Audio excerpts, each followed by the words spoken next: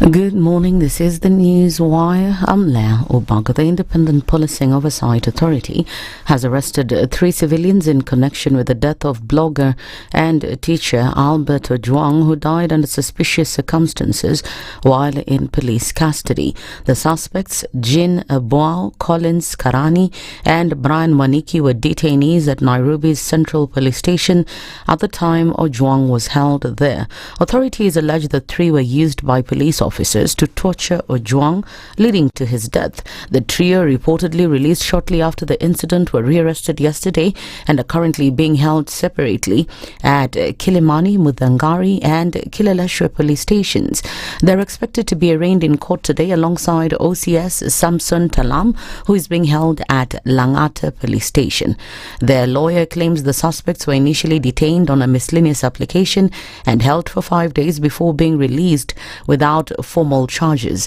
IPOA has also retrieved critical CCTV footage central to the case, some of which had allegedly been tampered with in what investigators suspect was an attempt to conceal evidence. 2 more officers captured on CCTV transporting Ojwang to Mbagathi Hospital, where he was declared dead on arrival, remain at large. One has been identified as Deputy OCS Samuel Nganga, who was reportedly on duty the night the incident occurred. Wiper leader Kalonzo Musyoka has said he has no intention of joining the Kenya Kwanza government. Speaking at a Salvation Army church service in Karen, Kalonzo said the government is involved in killing of youth and is suppressing leaders who oppose it. Niende nisikilize maneno ya Kindiki. Kwanza afadhali Ruto alijaribu kuomba msamaha ambao ulikataliwa mbali na vijana. Sasa msamaha huyo it cannot be just msamaha tu kiholela.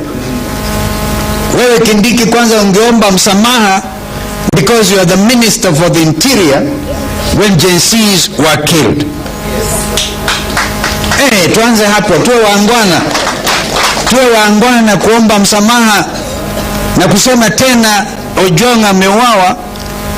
Omba tena msamaha because wewe ni deputy president wa half term. Sino half term wa one term. Kalonzo has vowed to work with former Deputy Rigathi Gachagua, saying the opposition is committed to liberating the country from the hands of the Kenya Kwanza government. So these are truths. Therefore, I will work with a truthful man called Gachagua. Truthful man, because lazima sasa tumefika mahali pastor mtuombe so that we can all speak what you believe. Na utaogopa, and that truth we know when the Bible says you shall know the truth and the truth shall set you free. Because I hope I've made a few issues clear that I don't believe this broad-based government is anything to follow. It is blood-based. The latest addition of blood, Ojwang. The APK leader Eugene Wamalwa has slammed blogger Albert Ojwang's killers, calling for Deputy Inspector General of Police Eliud Lagat to resign. So tukiwa hapa, we still insist wasichukue wale vijana wadogo sijui mwana sijui nani wanataalamu aliyehusika, the main culprit, the main suspect, the main complainant aliyesababisha kijana Ojwang atolewe kwao nyumbani Homa Bay akikula lunch ni DIG Eliud Lagat. Mbona hawa askari wote washika wadogo na mkubwa mwenyewe aliyekuwa main complainant hadi sasa hajashika? We demand that justice be done na bwana Lagat aliyehusika stop going for the small fish. We want the real culprit arrested and prosecuted. Shortly after Kalonzo rejected Deputy President Kithure Kindiki's request to join the government, Kindiki took to social media to respect Kalonzo's decision to remain in the opposition, but said he would face him in the next general elections. That's the News Wire. I'm Leah Obaga.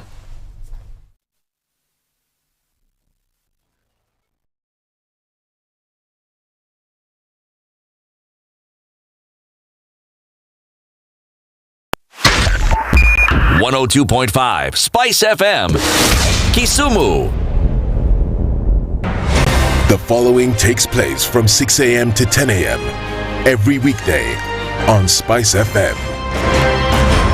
In this country, 6 families and 8,000 Kenyans control 90% of the GDP. We are not a country. We are a plantation. We work for Ruto. When you're telling the judges court orders are papers or they will not obey court orders, they're sitting and you're seeking orders from them. So how are they supposed to interpret it? Isn't it an oxymoron? When you see a judiciary that seems to be under some control somewhere, you start questioning. We have very powerful governors, but they don't use their offices to serve the people. If you are not shameful to do what you are doing, why should we protect you? I'm human, everybody's human. So when you're told, kuja tuongee, I mean, you'd be a fool to say, staki kuongea today. Conversations have to be had, you know? People in leadership should only go into leadership if they are ready and willing to change the lot of the people. The Situation Room, Kenya's biggest conversation. Waliletea fujo Moi mpaka wakapata cooperation. Wakakuja wakasumbua Kibaki mpaka wakachukua nusu mkate.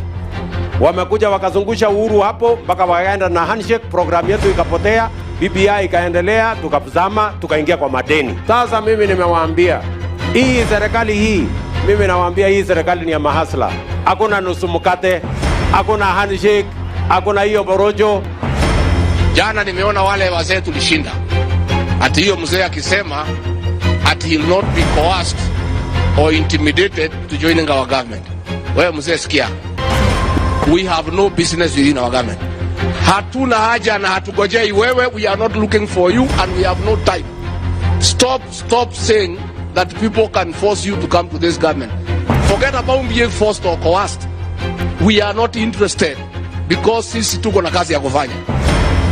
Kama kuna mtu ako na namba ya William Ruto, arekodi hii video mtumie. Maisha yangu tangu nizaliwe sijawahi kuona mtu muongo, mfisadi, baradhuli, dhabdhabina kama William Samoei Ruto. Mimi Hassan Joho nikitaka kuongea, mimi I don't even dream of engaging with them. Ati huyu akitaka aje aongee sio na mimi niongee na Ruto nini? Mimi nikamtafute atanipa nini? Wilbaro. I wonder. Nilipeleka Wilbaro mimi la kimtaani la kucheza nalo zamani. We have a choice to reject over 60% of these names or give President Ruto his skunk.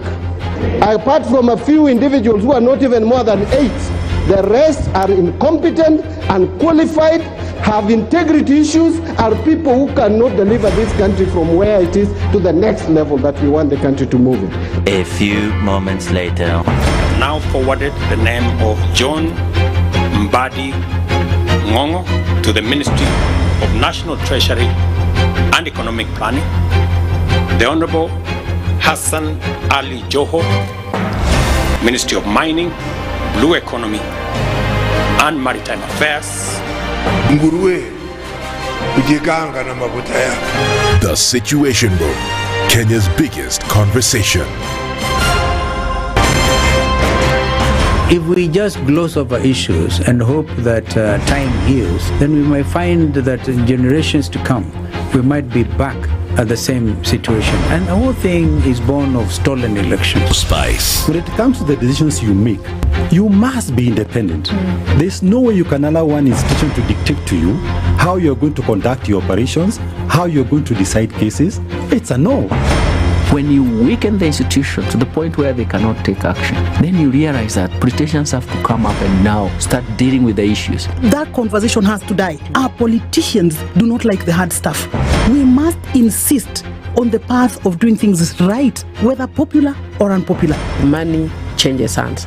That is a fact. If you have political goodwill at the highest top, like in Rwanda, then corruption will be an issue of the past. If you don't have political goodwill at the top, we will pass laws, we will amend laws, we will continue passing laws and re-amending laws, and nothing will happen. This is the Situation Room, the only way to start your day. On One of the things that are ailing our country is negative ethnicity. You find you as a state officer, instead of thinking as a Kenyan, you think like a tribal person. Let me tell you something. The biggest problem we have had in this country is a leadership deficit. There is nothing that you are going to do in the process of change if you are not a risk taker. So you really have to pursue your vision to a logical conclusion and even be ready to step on people's toes. When it comes to the economy, you can run away with it. They say statistics are like bikinis. They reveal a lot, but they conceal the vitals. And so government people would throw statistics at you and tell you they're revealing a lot of information to you, but it's really concealing the real vitals. We need to get out of that, because when we want to grow our democracy, one basic thing that really requires to be understood by the political class, by all of us, is institutions are critical. This is the Situation Room, the only way to start your day.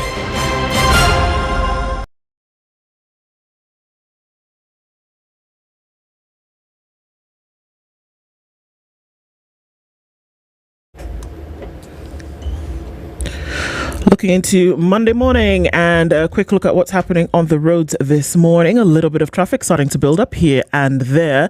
It's not going to be too crazy, but from so far what we see is that it is building up coming into the city on the Thika Superhighway. Just a smidgen of that at the Pangani underpass. Most of the other streets free and clear, not a problem at all. As you come off Mombasa Road, you're fine getting into the city, and also not much happening as you then from the city in from Westlands into the city. We're going to keep an eye on this and see what Monday morning looks like and keep things moving. We'll talk SpiceFM KE on X, hashtag the Situation Room. Mature, intelligent talk every morning. Spice up yourself.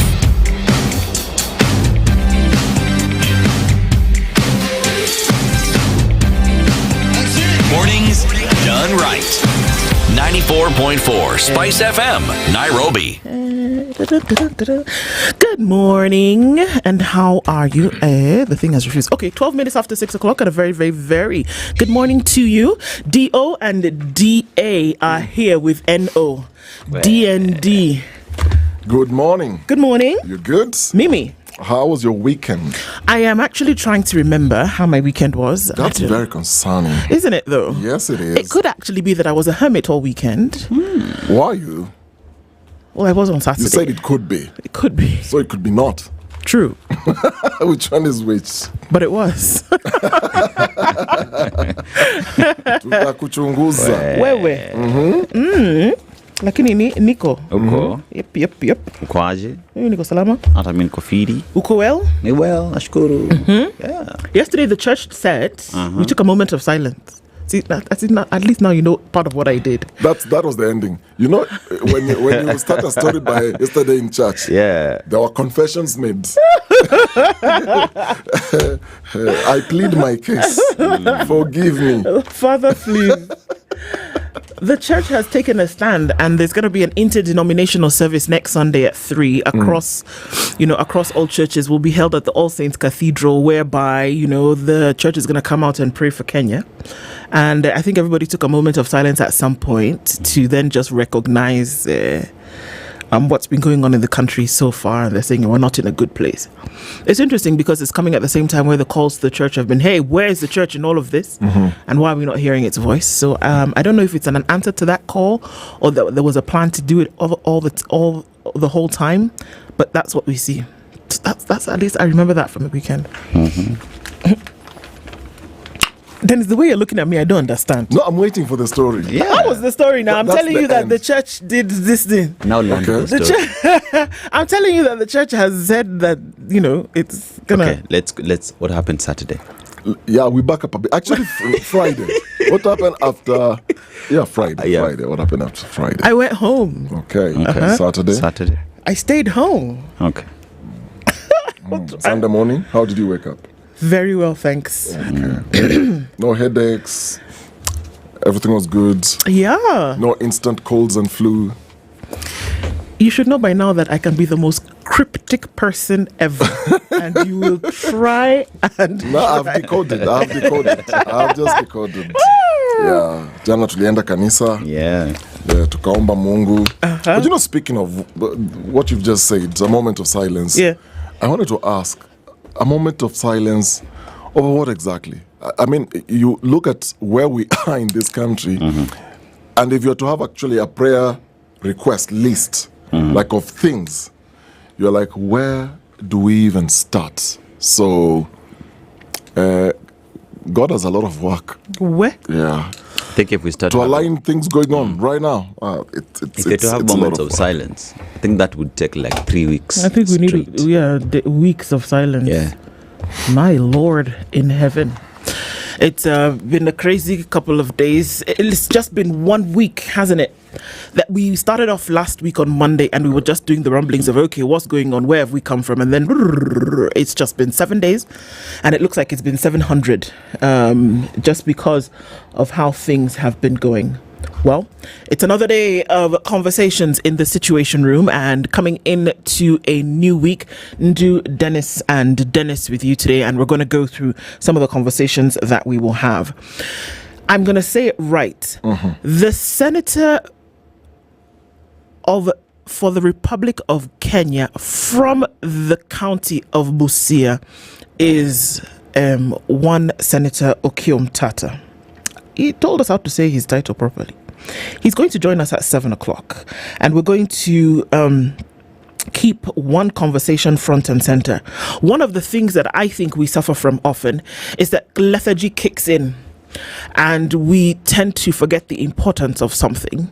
And then after we've talked about it for a couple of days and we've analyzed it and we've poked at it here and there, we then imagine that, okay, well, that's enough, and we can then just keep quiet. Well, you know what?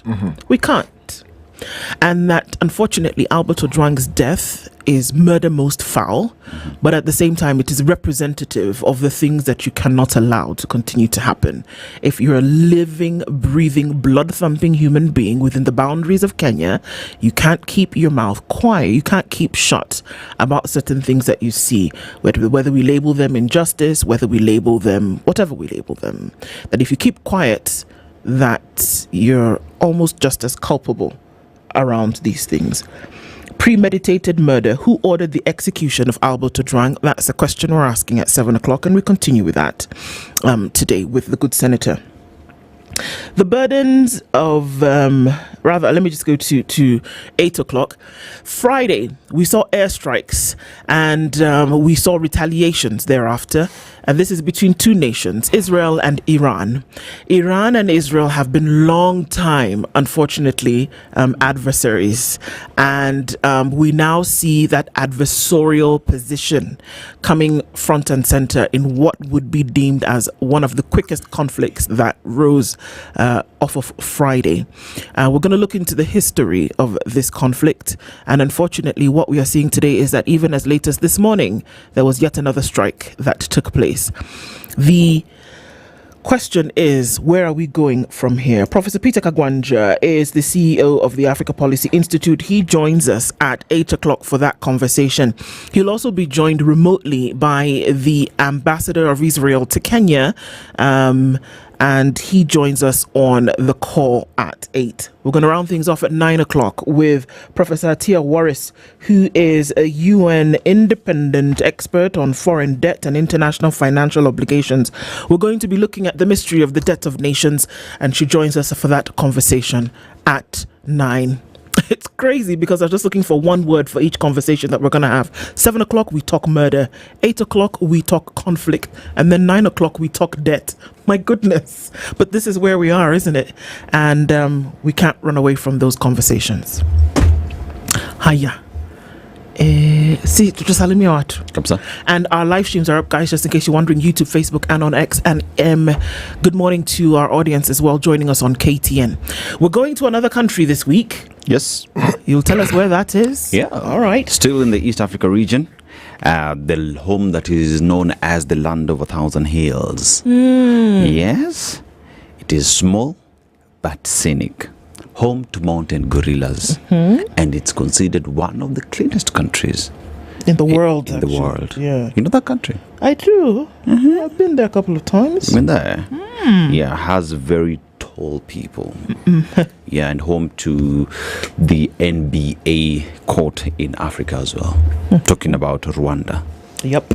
Yes. Soon they want to host the Formula One. Formula One. Yeah, where there is will, there is way. Yeah, that one. What comes from a neighbor only arrives after the rain has stopped. What? Who did what? What comes from a neighbor only arrives after the rain has stopped. Ladies first. I know exactly what you have done. Now, I want to see where your mind is at after Friday, Saturday. This is still on this story. Not that you only remember Sunday. I know we're not leaving this. We're not leaving this thing behind. You only see the what?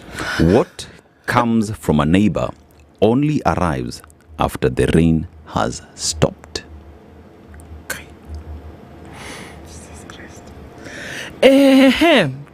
So, possibly, I just think about it like, when there's been, it could be good, it could be bad, right? But then after the rain is now when there's a clearing, is actually then you see what has come. Like the rain comes, was there any destruction? Did we get some goodies? Did it come? So it's after the rain, after that water, after that heavy whatever, is when you see what was actually left behind. Did it leave destruction? Yes. Did it leave that your plants have been watered? When it's gone is when you say, okay, that, or like even when somebody comes to visit and in that moment you're not really sure, but when they've gone, do you feel that you're feeling happy, or do you feel like somebody has taken from you? Yeah. Cindo? Me, I'll go back to church on Sunday. Oh, wow. No. My interpretation will come from inspiration. Yeah, sure from will. above. I know where you live. And so, my interpretation, pretty simple. Today, just want to be inspirational. Okay. You remember the story of the Good Samaritan Yeah. in the Bible? So, you had all these people that you'd expect to help the poor fellow who was robbed and injured and left for dead. And each person who you'd expect to help actually didn't until somebody later, when you feel it's too late to get help. So for me, this speaks of how sometimes you go through situations in life and the people you expect who are going to come through for you actually don't, and you get help from strange places. And sometimes you feel it's coming in too late, but it was ordained. Yeah. See? So there is the other aspect of Monday. I'm telling you, I know. Monday. So how I look at it is, don't depend on others during hardship, because it might be too late. Okay. Might be too late. So be self-sufficient, in other words. Yes. Indeed. Hiya. Okay. Everybody is online this morning and getting into it. So let's say a quick hello to you. Don Sabwa, we see you. He says there is a military showdown in the Middle East. Yes, there is. Israel displaying just what it had in the skies. How are you? Ndu Dennis, Ndu, remember no sugars. No sugars, Don. Rose Grace, hi Spice team, tuned in from Tamu. Right after Don says no sugar, then Rose is tuned in from Tamu, the land of sugar. What is it? Blessed week ahead. Thanks so much, Rose. Robert Tomogo says good morning from Mombasa. Evans Yegon says good morning, tuned in from Marsabit. And Dr. Venvik says Oyawere Uru tea. Oyawere Uru? Then what's the tea? Unti. It just says T-E-E. Tea. Okay. Te. It's te. Yes. Oh, sorry. Yeah. How are you all? You. Yes. Okay. Yes. Hello, Princess Ndu, Aseto, Dennis, Eve. The fighting spirit of Albert continues to expose all the lies in authority. Keep telling Kenyans 3 security lied under oath. You know what? I think I'm quite spiritual, and I feel things in my spirit. I actually believe, and I think this, depending on it, you see it, that a life taken before its time, especially in a manner that was not natural. Okay, if it was natural, then it was not taken before its time. But a life taken before its time with the kind of force that we see, I'm telling you, you will not rest. You see this thing, something keeps coming up. You will not rest.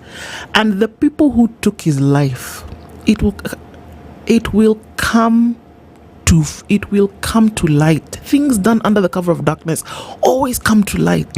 Always. This young man's soul to haunt. Look, it was taken before its time. In a manner, his work was not done, and then you ended his life in the circumstances in which you did. This one will not end well, I'm telling you. And I'm not to say that others whose lives were taken before their time then, but I think that in those circumstances as well, you will continue to find situations in which, because of taking that life, there is no peace. There really isn't, across board. This one just seems to be in the open and everybody's talking about it at the same time, but I think that it is representative of the things that happen. You don't end life, but spilt blood. You don't. And you know how you can, there's a template to these things, and there's a pattern. Like I said, very spiritual. Me too. I believe life is spiritual. So you look at what Cain did to his brother and the conversation between Cain and God, and you look at now the repercussions. Like you said, rightly put it, you will never rest. Outwardly, it will appear that you are okay. You've got money to do whatever you want. You will wield power the way you want, but deep within, you will not sleep. You will not rest. And if you try to buy your way out, it's your children who are going to pay for it. Yes. There's something you said last week, which is very profound.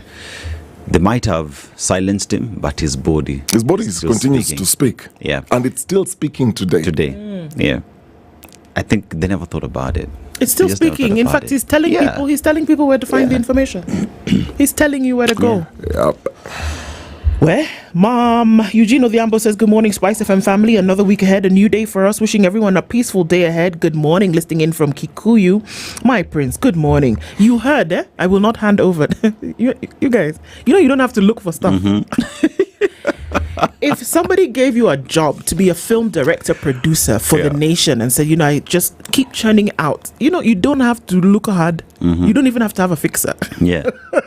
All you need to do is wake up in the morning and say, and you have something to put on the camera. Joe Mungai is tuning from Seattle. He says it's regrettable that some members of parliament prioritize their personal interest over all else. Well, that's not new. Elvis Kirando says good morning. Michael Olanda is tuned in. New week, new things, and you are in Kigali. Jose Mahinda says good morning, good people. Ongani Malala says good morning. Tuned in as usual. Blessed week ahead. Erica War is tuned in this morning as well. Dennis Dianga says good morning, cousins. Good morning. We still pray for Kenya and let's stay positive. We shall try. You're tuned in from Deming in New Mexico. Agola says, hope you had a restful weekend. Good morning, dear sister. Simon Kibiru is tuned in this morning. Another day in the room of the biggest conversation. Indeed, let's go.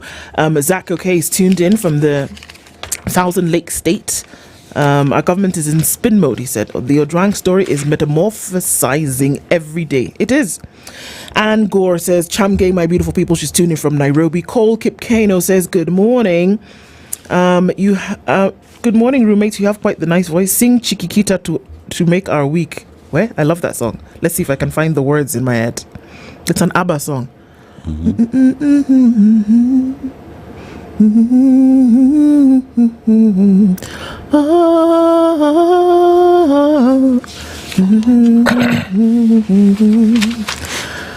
Chiquitita, tell me the truth. Tumerudi Saturday. Oh my God, let me just shut up. This man. Wait. Just say. Never. Saturday, 6:30 p.m., yeah? Never. It's okay. I'll find... You know where he lives. It's okay. Wait, I'll find the words and I know by 10 we will know. It's barely an hour after you'd spoken. Wow. The guy asked me to sing a song. Okay. I'm singing the song. Jumbo, good morning. The D's have a fantastic week ahead. Asante Sana. Abera Bethwell says, good morning from Kilifi. Ndu, if indeed our weapons are used by RSF, then we are doomed as a country. Where? Samson Mwangi says, good morning. Kenya is slowly turning into a banana republic. Turning. Okay. Robinson Kisero says, good morning. Now with the Bagavi CCTV footage, do the police have another cover-up? Well, let's see. Dominic Abuga says, good morning, Spice FM. Tibbs Mungai is tuned in as well. Hesdon Sidon says, good morning. Cousins Badinomics. Hey, have you guys heard that new one? May work if we freeze appetite for corruption and debt. Carol Nyambura is tuned in this morning. Now, Apenda Sana, wishing you all a wonderful week ahead. Charlie Lamsa says, did the broad-based government sign the reason for stopping the agreement if no broad-based could continue? Did you hear the senator for Nairobi over the weekend? Where? He spoke in no uncertain terms.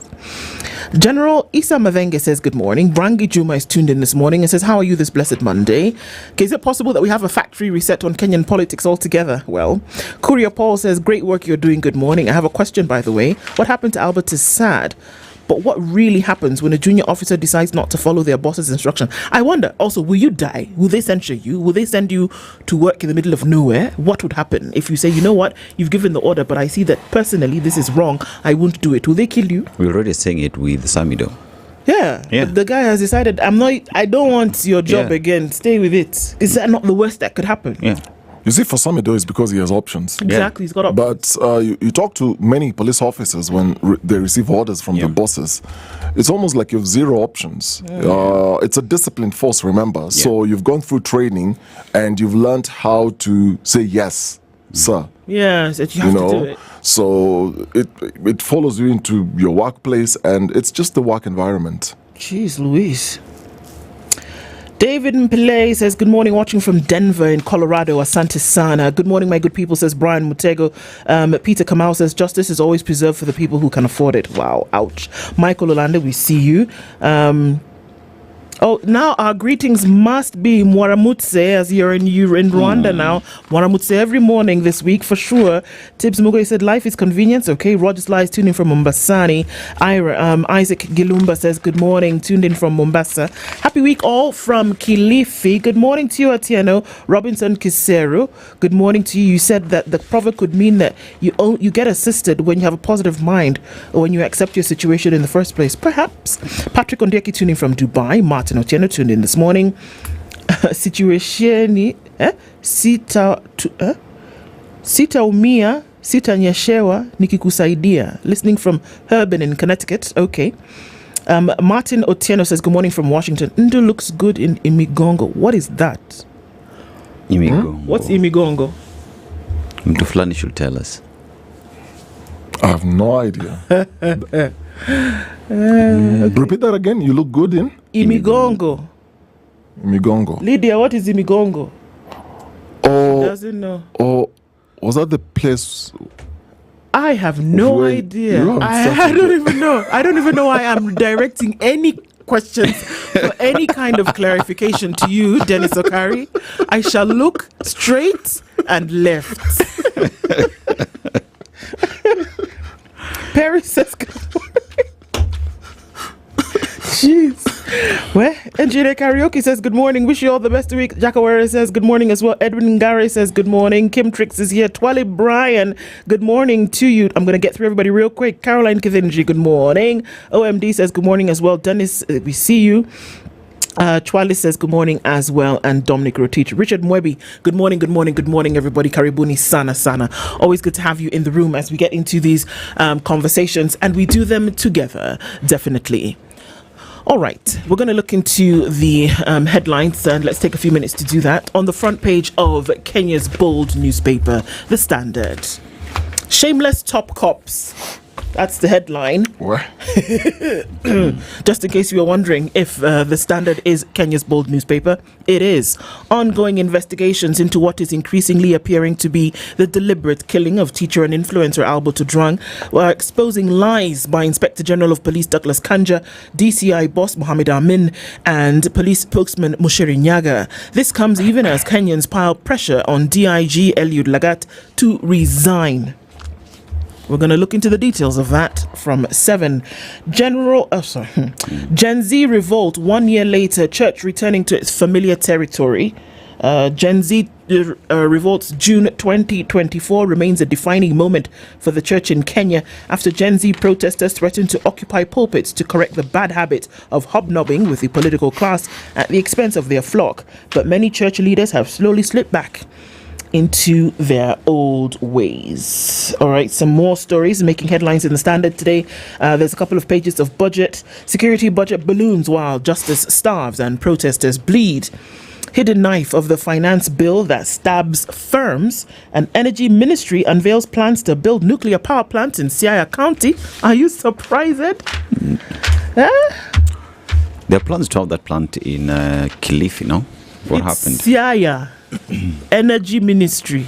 Okay. Who is the cabinet secretary? Opio and I. Where is he from? Okay. He was the most recent member of parliament for where?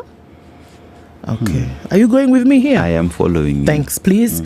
Gen Z awakening turns frustration into fierce resistance. And those are some of the headlines making the Standard today. Hospital CCTV footage exposes gaps in police story of Ojwang's death. And Ojwang murder case tests IPOA's integrity. And so those are some of the stories. We're going to look into the meat of them as we go along. There's some golf that took place over the weekend. Cape Courier floors large field of golfers to win a trophy in Eldoret. Women of Faith, Kipyegon aims to run sub 4 minutes in the mile. It's a power-packed woman, this one. With a world record under her belt, she's hoping to run the mile in under 4 in Paris, which happens soon. She's working on it. Let's see if she'll get it. But that's the story on the sports of 30 and 31 in the Standard. Yeah, let's go to the Daily Nation and exposed Kenya's arms in Sudan war.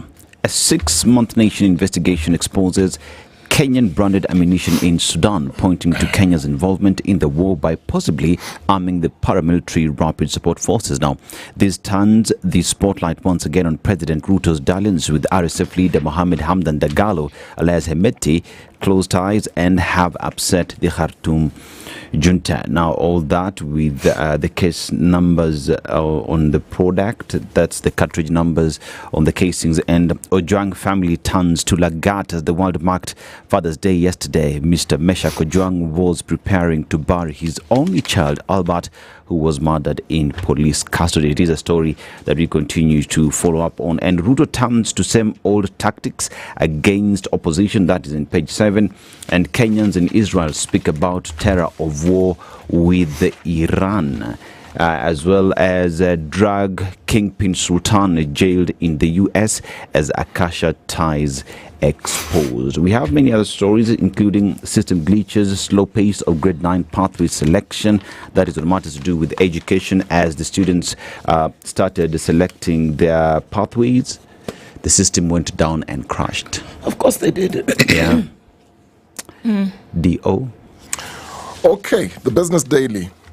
It's not story mingi sana, but so you know KRA? Okay, Okay, Kenya Revenue Authority. Now, the main headline there, former KRA chair acquires 1.6 billion stake in HF Group. So, former Kenya Revenue Authority chair Anthony Mwaura, his spouse and daughter, they have bought 1.6 billion stake in HF Group, making the family the second largest shareholder of the listed mortgage fund.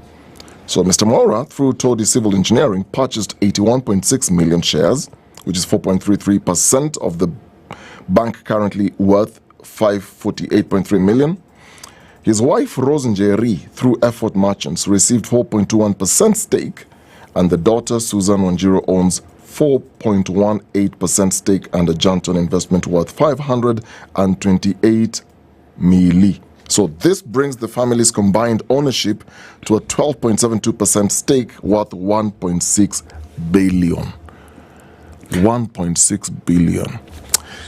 I'm still stuck on that figure. Okay. Now at the bottom, I have questions, but I'll wait when we come and look into the story in detail, then maybe you can answer. KQ pegs 142 billion debt payment on strategic investor deal.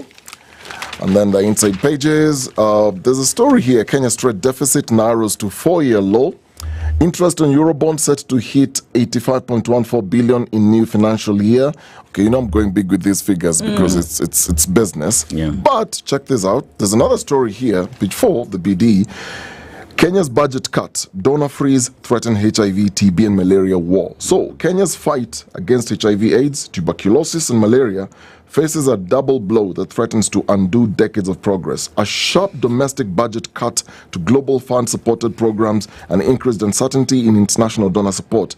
So in the financial year starting in July, the government reduced its budget allocation for these programs by almost 40%.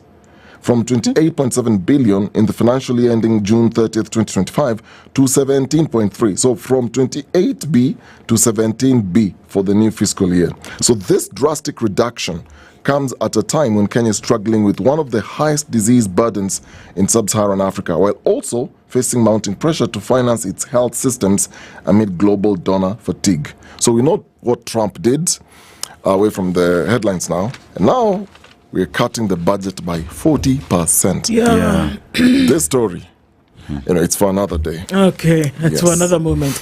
Let's take a quick look at what's going on with traffic this morning, and then we will come back and continue. This is the Situation Room. It's Kenya's biggest conversation. Ndu, Dennis, and Dennis with you this morning. Let's take a look at what's going on with weather, traffic. We'll come back and look at these stories in detail. Good morning at 19 minutes to 7.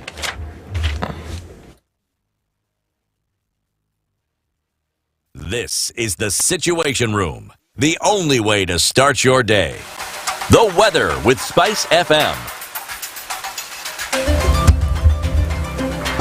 Partly cloudy conditions in Nairobi this morning at 12. It's 13 and cloudy in Nakuru, and 12 and cloudy in Nyeri. Eldoret at 15 is cloudy, and we're looking into a cloudy Mombasa, 22, with mostly cloudy conditions at 24 in Malindi. It's going to be a sunny Monday at 19 in Kisumu, and it's 16 and partly sunny in Eldoret. In Kakamega, I beg your pardon. Kampala is cloudy at 22, and we're looking into a cloudy Dar es Salaam at 22. Slightly warmer in Johannesburg at 7 degrees. Cloudy conditions, and Mogadishu will be sunny through Monday at 24. It's 13 and sunny in Addis Ababa, while cloudy at 25 in Lagos and partly cloudy at 24 in Kinshasa. Beijing going into Monday afternoon is partly cloudy at 23, and it's 11 degrees and cloudy in Paris, while London is cloudy at 15. Sunday night in New York is cloudy at 17. Coming into Monday, we'll be at 17 and 17.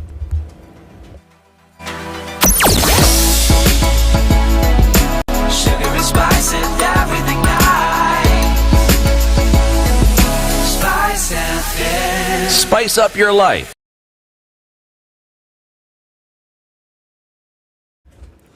All right, let's see if we have a build-up of traffic, and not just yet. I think traffic is flowing smoothly coming off Mombasa Road, going towards Uhuru Highway. And as you come off the Southern Bypass, if you're heading in the direction out of the city, you're fine. And if you're going to connect with Ngong Road, you'll see a little bit of traffic at that junction coming in from the Southern Bypass, as well as then joining in from Naivasha Road on the other side. Coming off Thika Superhighway, it's building, and quite some, all the way from that Roiro Junction.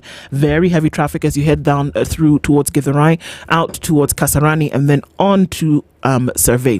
Folks started early this Monday, so it looks like the Thika Superhighway is going to be one for the books this morning. As you come off of Mombasa Road, you're doing okay getting into the CBD, and let's see what happens as we get closer to traffic hour. We'll talk and try to keep things moving. SpiceFM, KE on X, hashtag the Situation Room. Mature, intelligent talk every morning. Spice up yourself.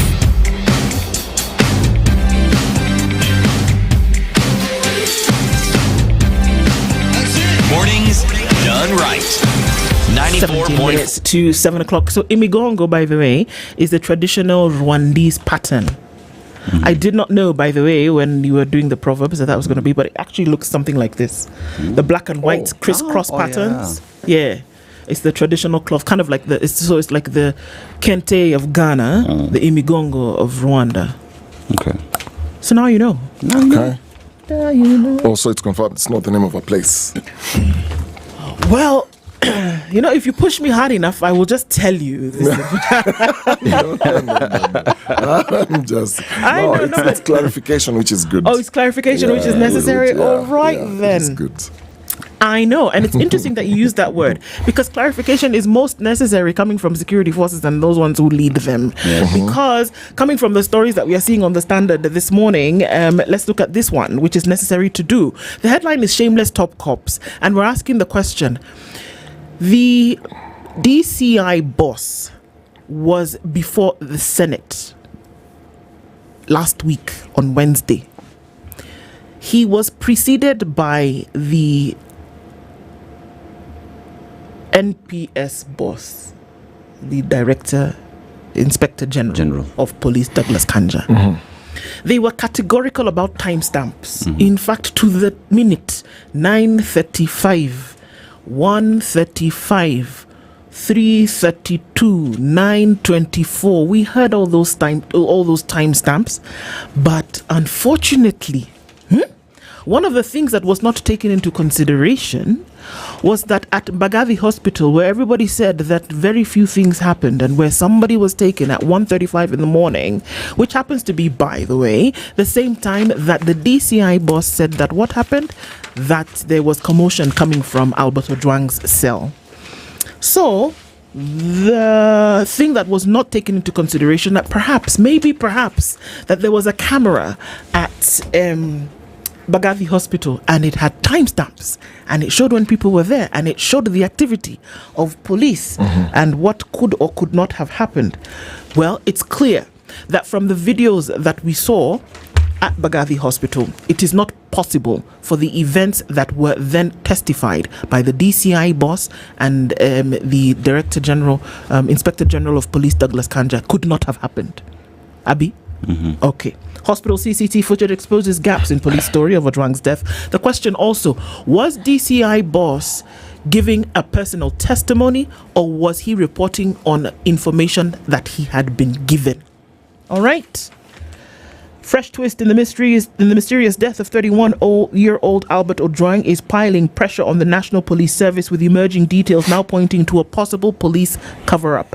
Part of CCTV footage from Mbagathi Referral Hospital, where Ojwang was taken for quote unquote treatment, reveals glaring inconsistencies in the officer's conduct, stoking public outrage over police accountability and suspected foul play.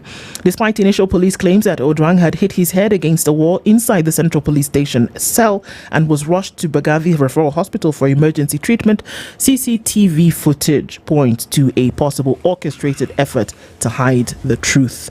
The footage shows that police took nearly half an hour to get Ojwang out of the vehicle to the hospital's emergency room. The CCTV video that starts at 1:35 a.m. and we'll play this later. 1:35 a.m., which is the time that we were told that there was noise coming out of Ojwang's cell, remember? Now, in this CCTV footage, it shows a police vehicle arriving at Mbagathi Hospital. 3 officers disembark, but despite supposedly transporting a critically injured man, they exhibit no urgency. For a full 24 minutes, Ojwang remains unattended in the back of the police van. The 3 officers, seemingly hesitant and anxious, converse outside the hospital, making phone calls before casually walking into the facility. We see the goings-on there. And they then later came in and brought the gurney where there was a body. They came into the hospital. They were refused admission because they said not gonna happen, and they went back with the body. Did I see my own things in that video? Yes, that is what happened. It's strange because we have too many cracks in the story, but the thing about this footage is that the one thing it doesn't do is that it doesn't lie. That the pictures you see are right there and they've been confirmed by the hospital. So the question is, why would the DCI boss and the Inspector General of Police tell a lie? You know, I'll ask a question. What is a cover-up? And what are the telltale signs that something is being covered up? It's when you have gaps, when you have inconsistencies, and 2 things that don't lie. Number 1, Albert Ojwang, though, is dead. His body still speaks. The autopsy report spoke. there was the question of the CCTV. Finally, we have what happened. So they might have actually taken away, deleted, did whatever they did with the CCTV at Central. But Mbagathi is telling the story. So this, you look at the chronology of events and you draw a timeline to just know that this is purely a cover-up and we're just being taken round in circles. You know how to tire someone's mind is keep them engaged. Just keep going round in circles, keep going round in circles. Throw blame left, right, and center, so that at the end of the day, you're not too sure. So is the CS the one who's lying? Is the IG the one who's lying? Is the DCI boss the one who's lying? Is the spokesperson, like we have here, is he the one lying? So who are we? Now we move from one face. Now we have four faces. Do you guys notice the pattern? Yes. The focus was one face. It was the Deputy Inspector General of Police at the center of all this. And people are saying he must resign. Yep.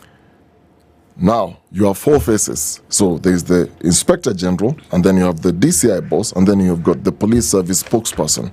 When you look at the police report inconsistencies, they draw it's a clear conclusion that this is a case where, and I have two theories. One is either it was premeditated murder, or an order was given, and you know how it is in this country.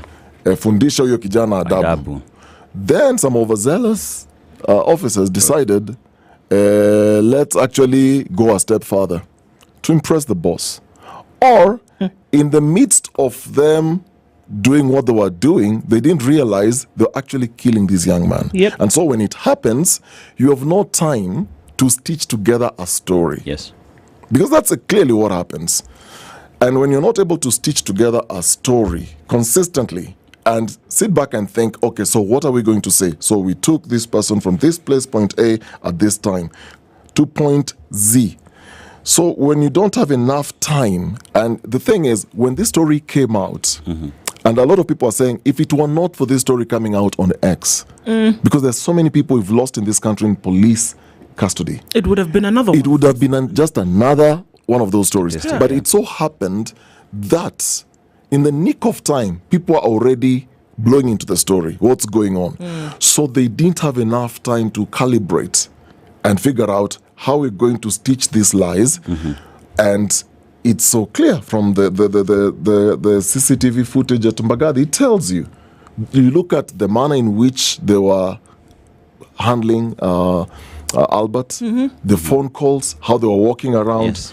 Because if somebody is in the back of a van and is in critical condition, has been injured, you're going to move a little bit faster than that and to ensure that he gets some kind of treatment. You're going to do that. Yeah, I mean, but it was clear that they were nonchalant about it because, sadly, this young man had passed away.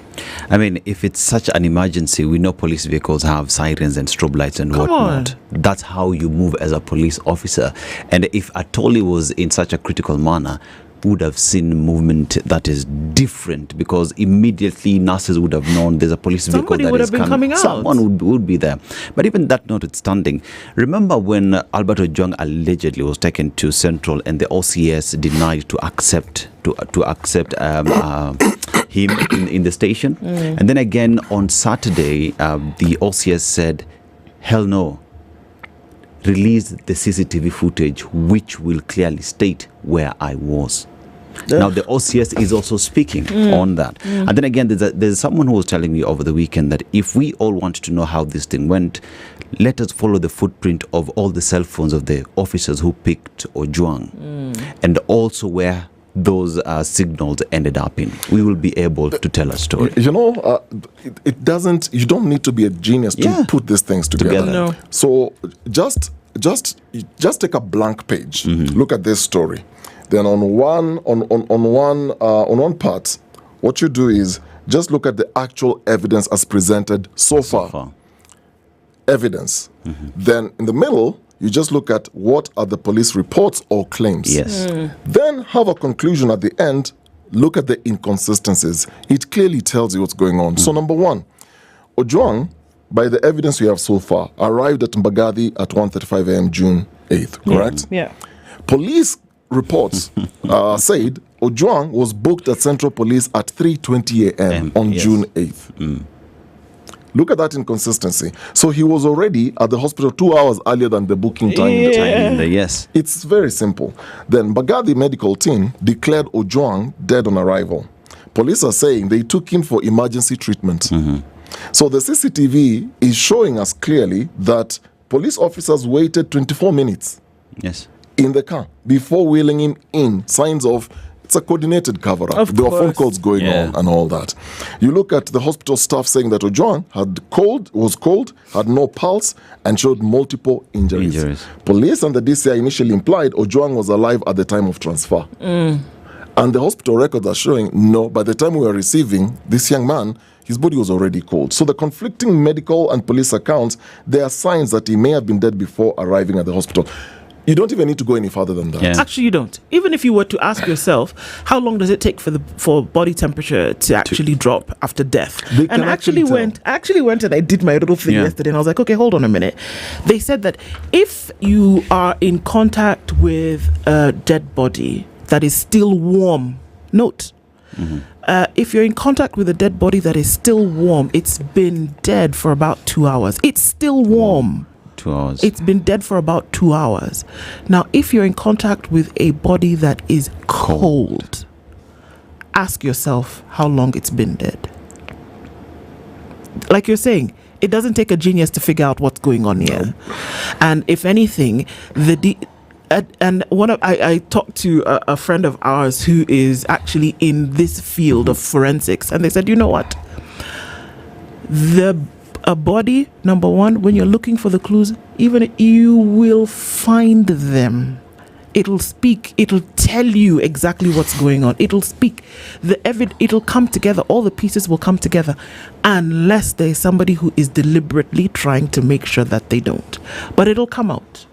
And just like you said, how many more people die?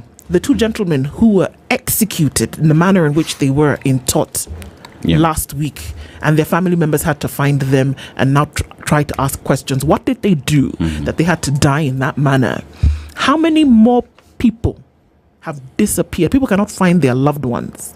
How many more people have disappeared, have died in this manner, and we don't know? We are none the wiser. We don't speak about it, but we don't know because we don't know. And that's why I say, yes, Albert Ojwang was killed, murder most foul, but he is representing many, many people who die in this manner. And this one, sadly, was just supposed to be one of those. It was supposed to be one of those. It was unexpected that by Monday morning or that by Sunday morning, people would be shouting and saying, hey, where is he? I'm so sure if people didn't make noise by Monday, this story would have been just another casually put story. Blogger dies in Nairobi. And, you look at how this story has been treated so casually. And we're talking about a life. We're just talking about a life. So we can dance around the facts, we can dance around the evidence, but it still points to this person was murdered and the people are responsible. And that's what I'm saying. All these sideshows you're seeing, how many arrests have been made so far? Who has been arrested? Yes. Who gave the orders? What was the motive? In a murder case, you must establish motive. So what was the motive? Who actually made the orders? Who were the executors? Like I said, it doesn't take a genius to piece together all these things and then draw back and look at, so fine, let's start this story from here. Look at the MP. When he passed. Look at the timeline of the events. Within 4 days, there were people in custody. There was CCTV footage that broke down a chronology of events, minute by minute, a blow account of everything that happened. Now, because this is another young man, we don't have that account so far. You see, at the end of it all, Dennis and Ndu, the police know what happened. They know who killed Ojwang. They know who gave the orders. All these suckers that are being taken around is just because there is someone who's being protected. They do. They know. So at the end of the day, all that you're being treated to is just another cover-up that has gone so bad and no one knows how to get out of it. This is what the stories represent. This is what the stories show. I mean, there are quite a number of headlines today, but this one still takes things front and center. And like I said, it's representative of all of this, whether there's a cover-up with hospital CCTV footage, whether now this case is going to test IPOA's integrity, or whether it's going to test IPOA's strength in actually being able to get anything done, or whether people are just going to actually stand up for the truth. If there will be one person, and I just go back to the biblical, and it said, there were 3,000 people who came and said, nope, all of them, sift your way out. 300 people, no, they are too many. You need one person who is willing to stand for the truth and is willing to stand for justice. You need one person. And in this case, to say this is exactly what happened. We have information that's coming in piecemeal, but you know what? That's coming from people who cannot stand to see this kind of thing continue. Yeah. As we look into the headlines and look into more stories, we do that. And we continue with those discussions. Good morning, 7 a.m.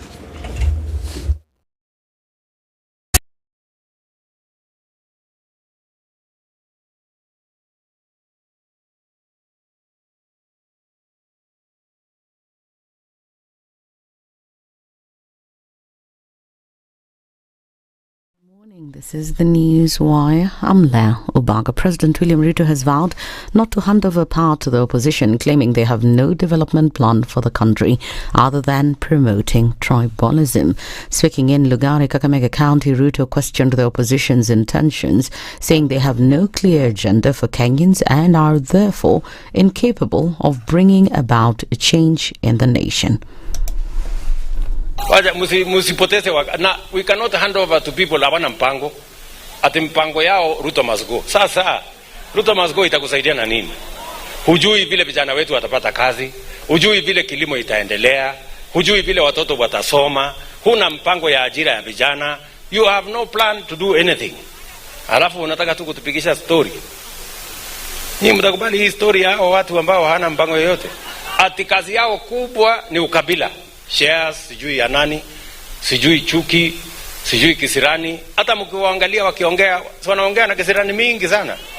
Ni kama sijui nani aliwakosea. Na kama wako na kisirani na mimi, wawachane na Wakenya, wakuje tukutane kando huko. And meanwhile, President Ruto has promised to complete all stalled projects across the nation.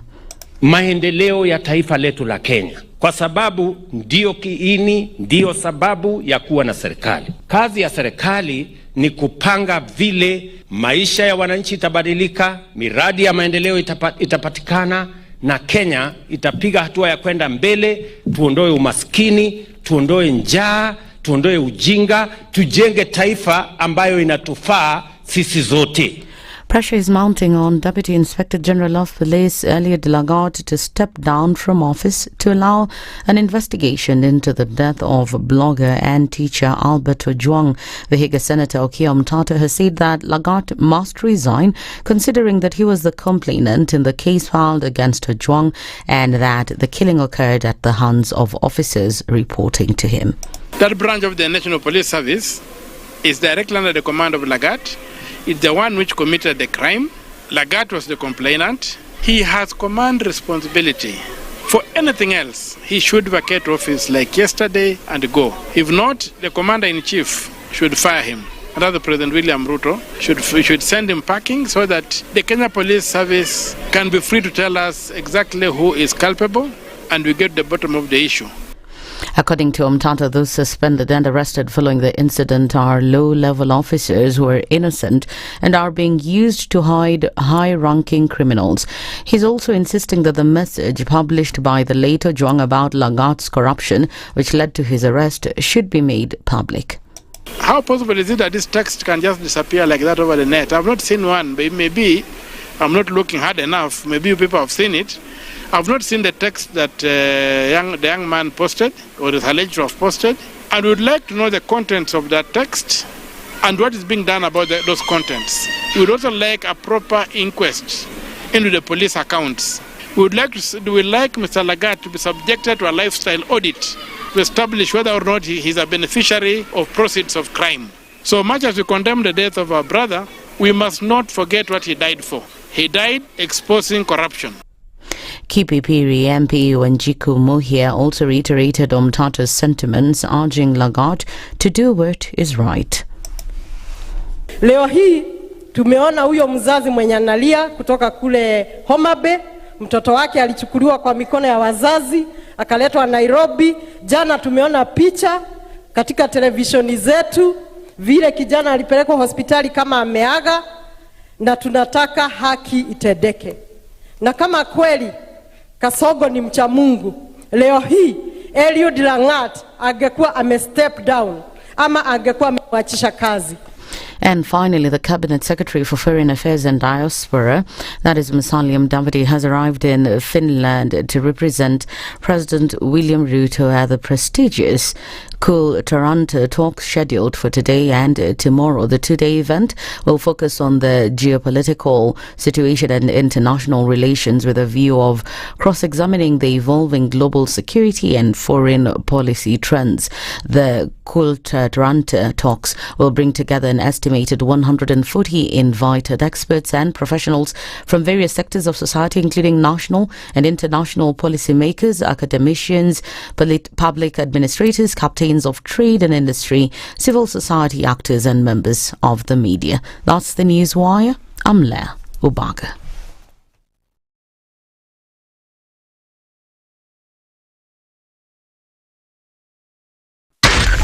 Spice FM, Nakuru.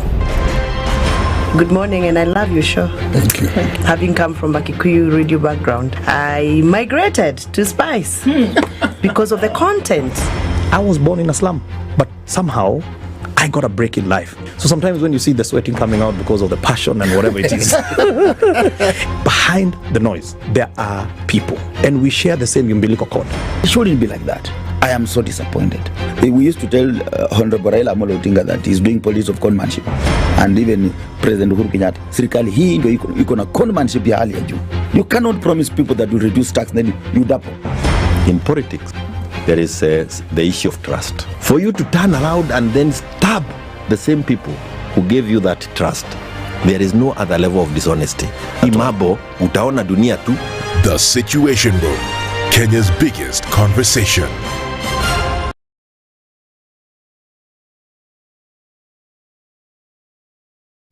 All right, taking a look at what's happening with traffic this morning.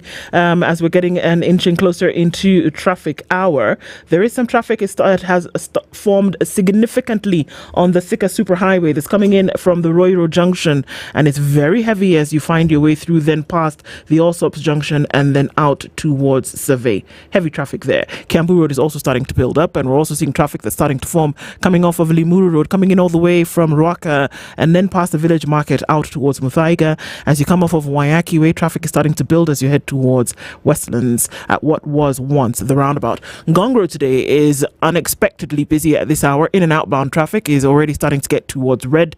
The Southern Bypass as you get out then towards Ngong Road is looking okay for now.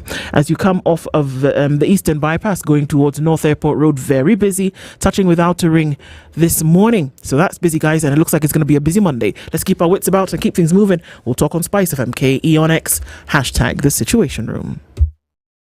Mature, intelligent talk every morning. Spice up yourself.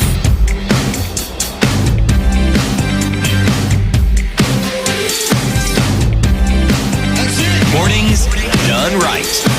94.4 Spice FM, Nairobi. Good morning to you at 8 minutes after 7 o'clock. And we get into the second hour of the Situation Room this morning, looking at stories that matter, looking at conversations that matter.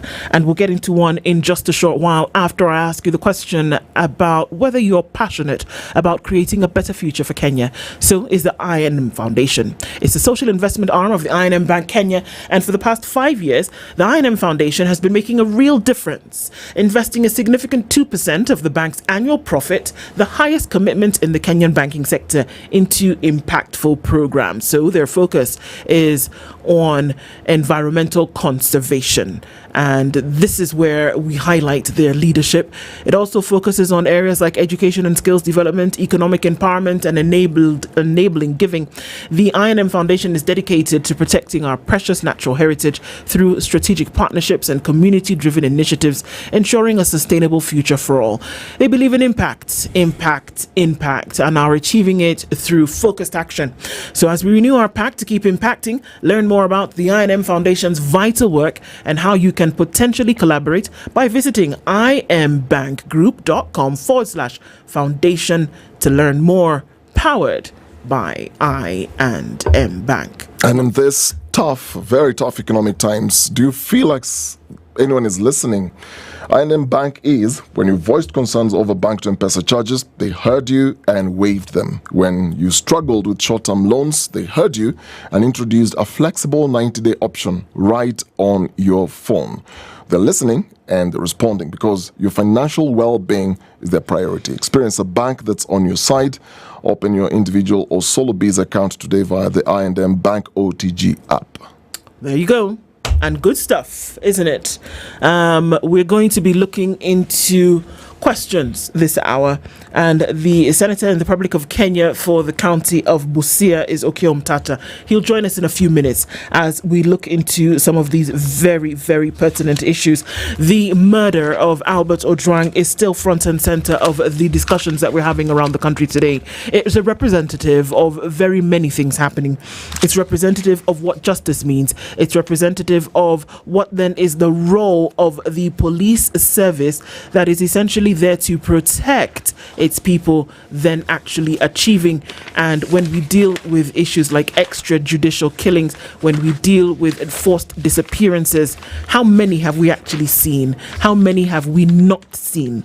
And this is representative of that. We'll be discussing that this morning when the good senator gets here, because what we will actually be looking at then is somebody's to answer, who is that? And over the weekend, we did see that there were some more revelations in terms of what is really happening. Albert is still speaking, and his spirit is not resting, and he's telling us a lot.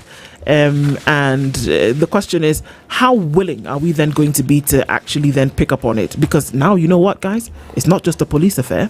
It's a collective one where Kenyans, far and wide, very interested in this. We saw that his father went home yesterday to then tell people in what is a traditional, what is a Luo tradition, that they must now, even though people know, they must come home and tell them that we've lost our own, and these are the circumstances under which. And the grief that gripped that home, for me, just really threw me back into that place where I was like, you know what, we're dealing with something that didn't need to happen. This was not an accident. This was not a force of nature. This was intended. And to see the grief in that family yesterday, and I said, you know what, here we are again dealing with a situation that didn't need to occur, that unfortunately did. And you know, the saddest part of this is it's easy sometimes to look at the numbers, look at all the facts, evidence presented or evidence not presented, and we forget there's a human face to this. There's a story that not only affects this one person. Yesterday was we were celebrating World's Father's Day. And you know, Albert's father came to Nairobi with a title deed. Or title certificate. He's going back home with a death certificate.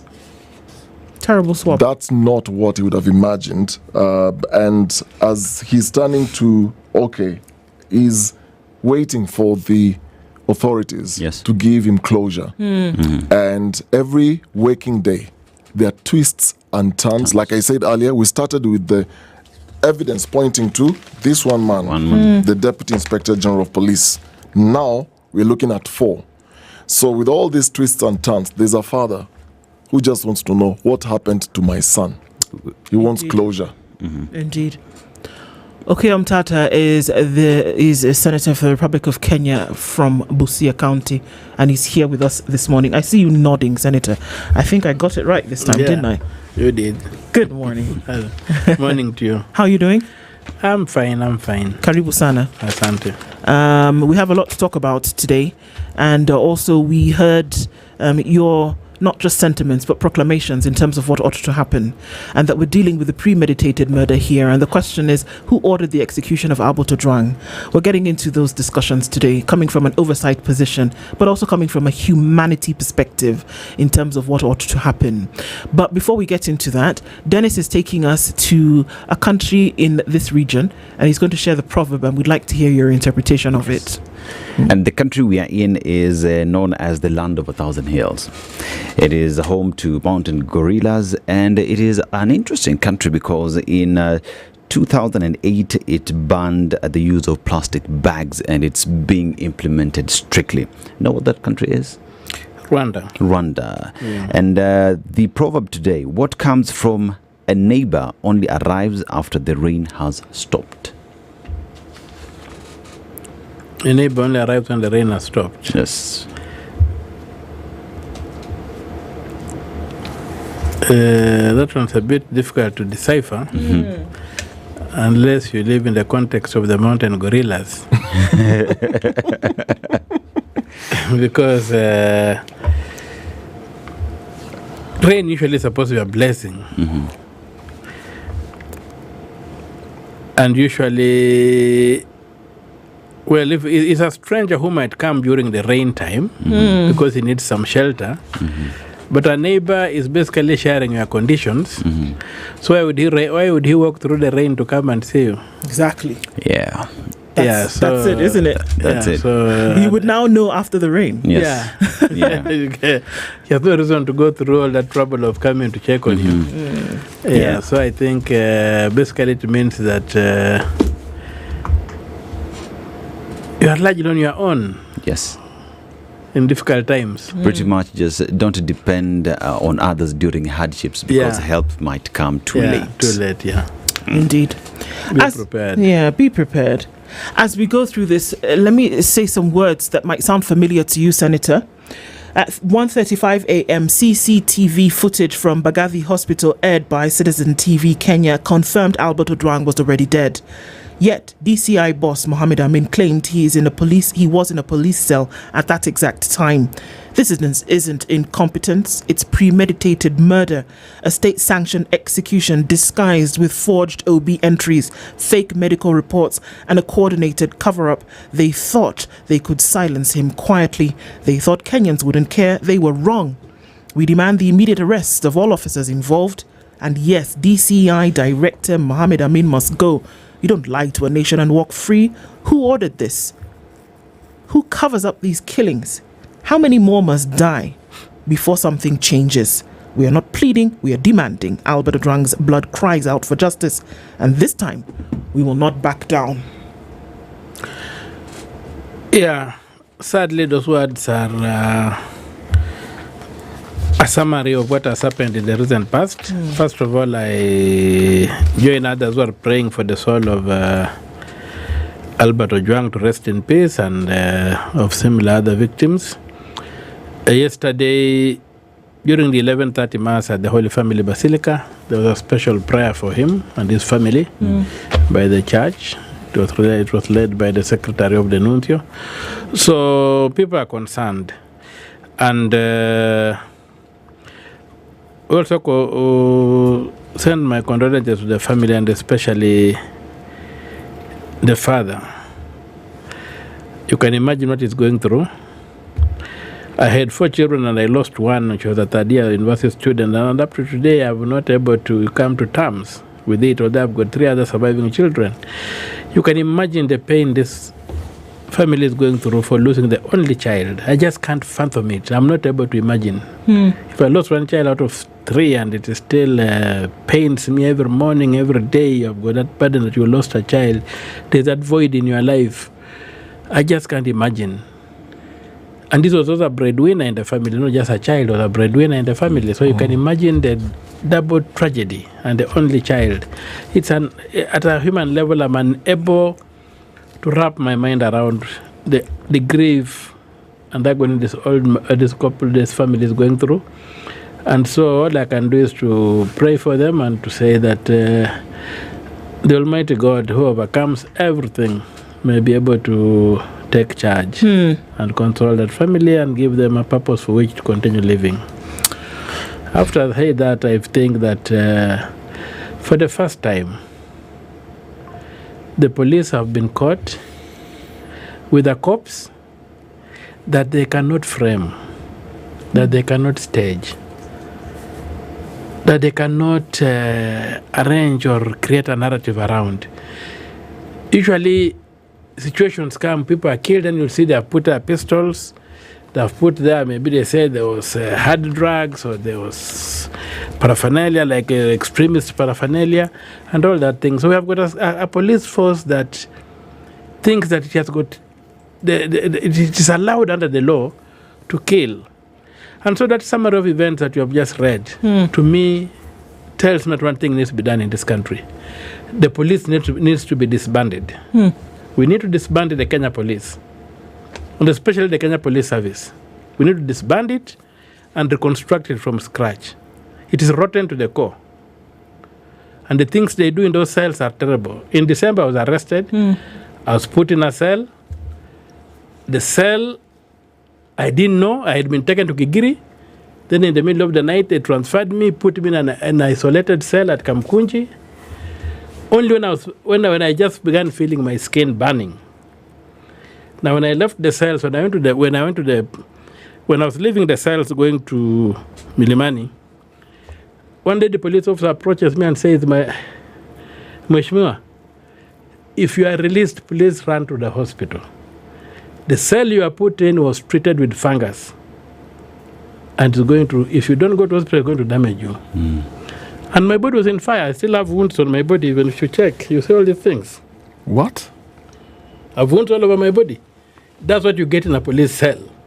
So these things of trying to give us, trying to cheat to us that these funny narratives, these are killers. And they're not doing that. They do this thing deliberately. And there's no way this man called Lagat can wash his hands like Pilate. He has got both command responsibility. He's in charge of that force.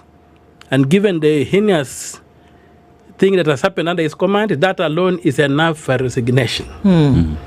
2, he is a suspect.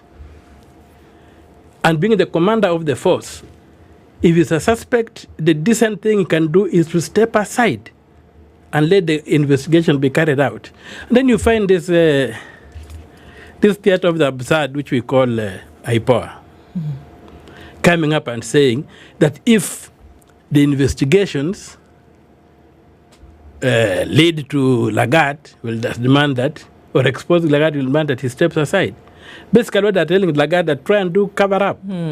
It's not that the investigation should condemn Lagat before he steps aside. Lagat should step aside until investigations clear him. That's the standard. And we are not negotiating that. And we are going to urge that the young people who are pushing for justice for Lagat do not relent, but insist that we get it properly done. These gentlemen, Senator, these gentlemen presented themselves to the Senate last week, in the early part of last week. The Inspector General of Police, Douglas Kanja, DCI boss, Mohammed Amin, and they came and said things categorically. This was under the demand of Senate. Senate demanded for their appearance to give their testimony about what had happened, right? They said this. On over the weekend, we saw that, unfortunately, a number of the things that they said then were not true. Now the voices are coming out and they're speaking. I want us to listen to one of the things that IG Douglas Kanja said, and then to come back and then ask the question, upon this realization, who's going to ask that they come back for clarity? Just listen into this.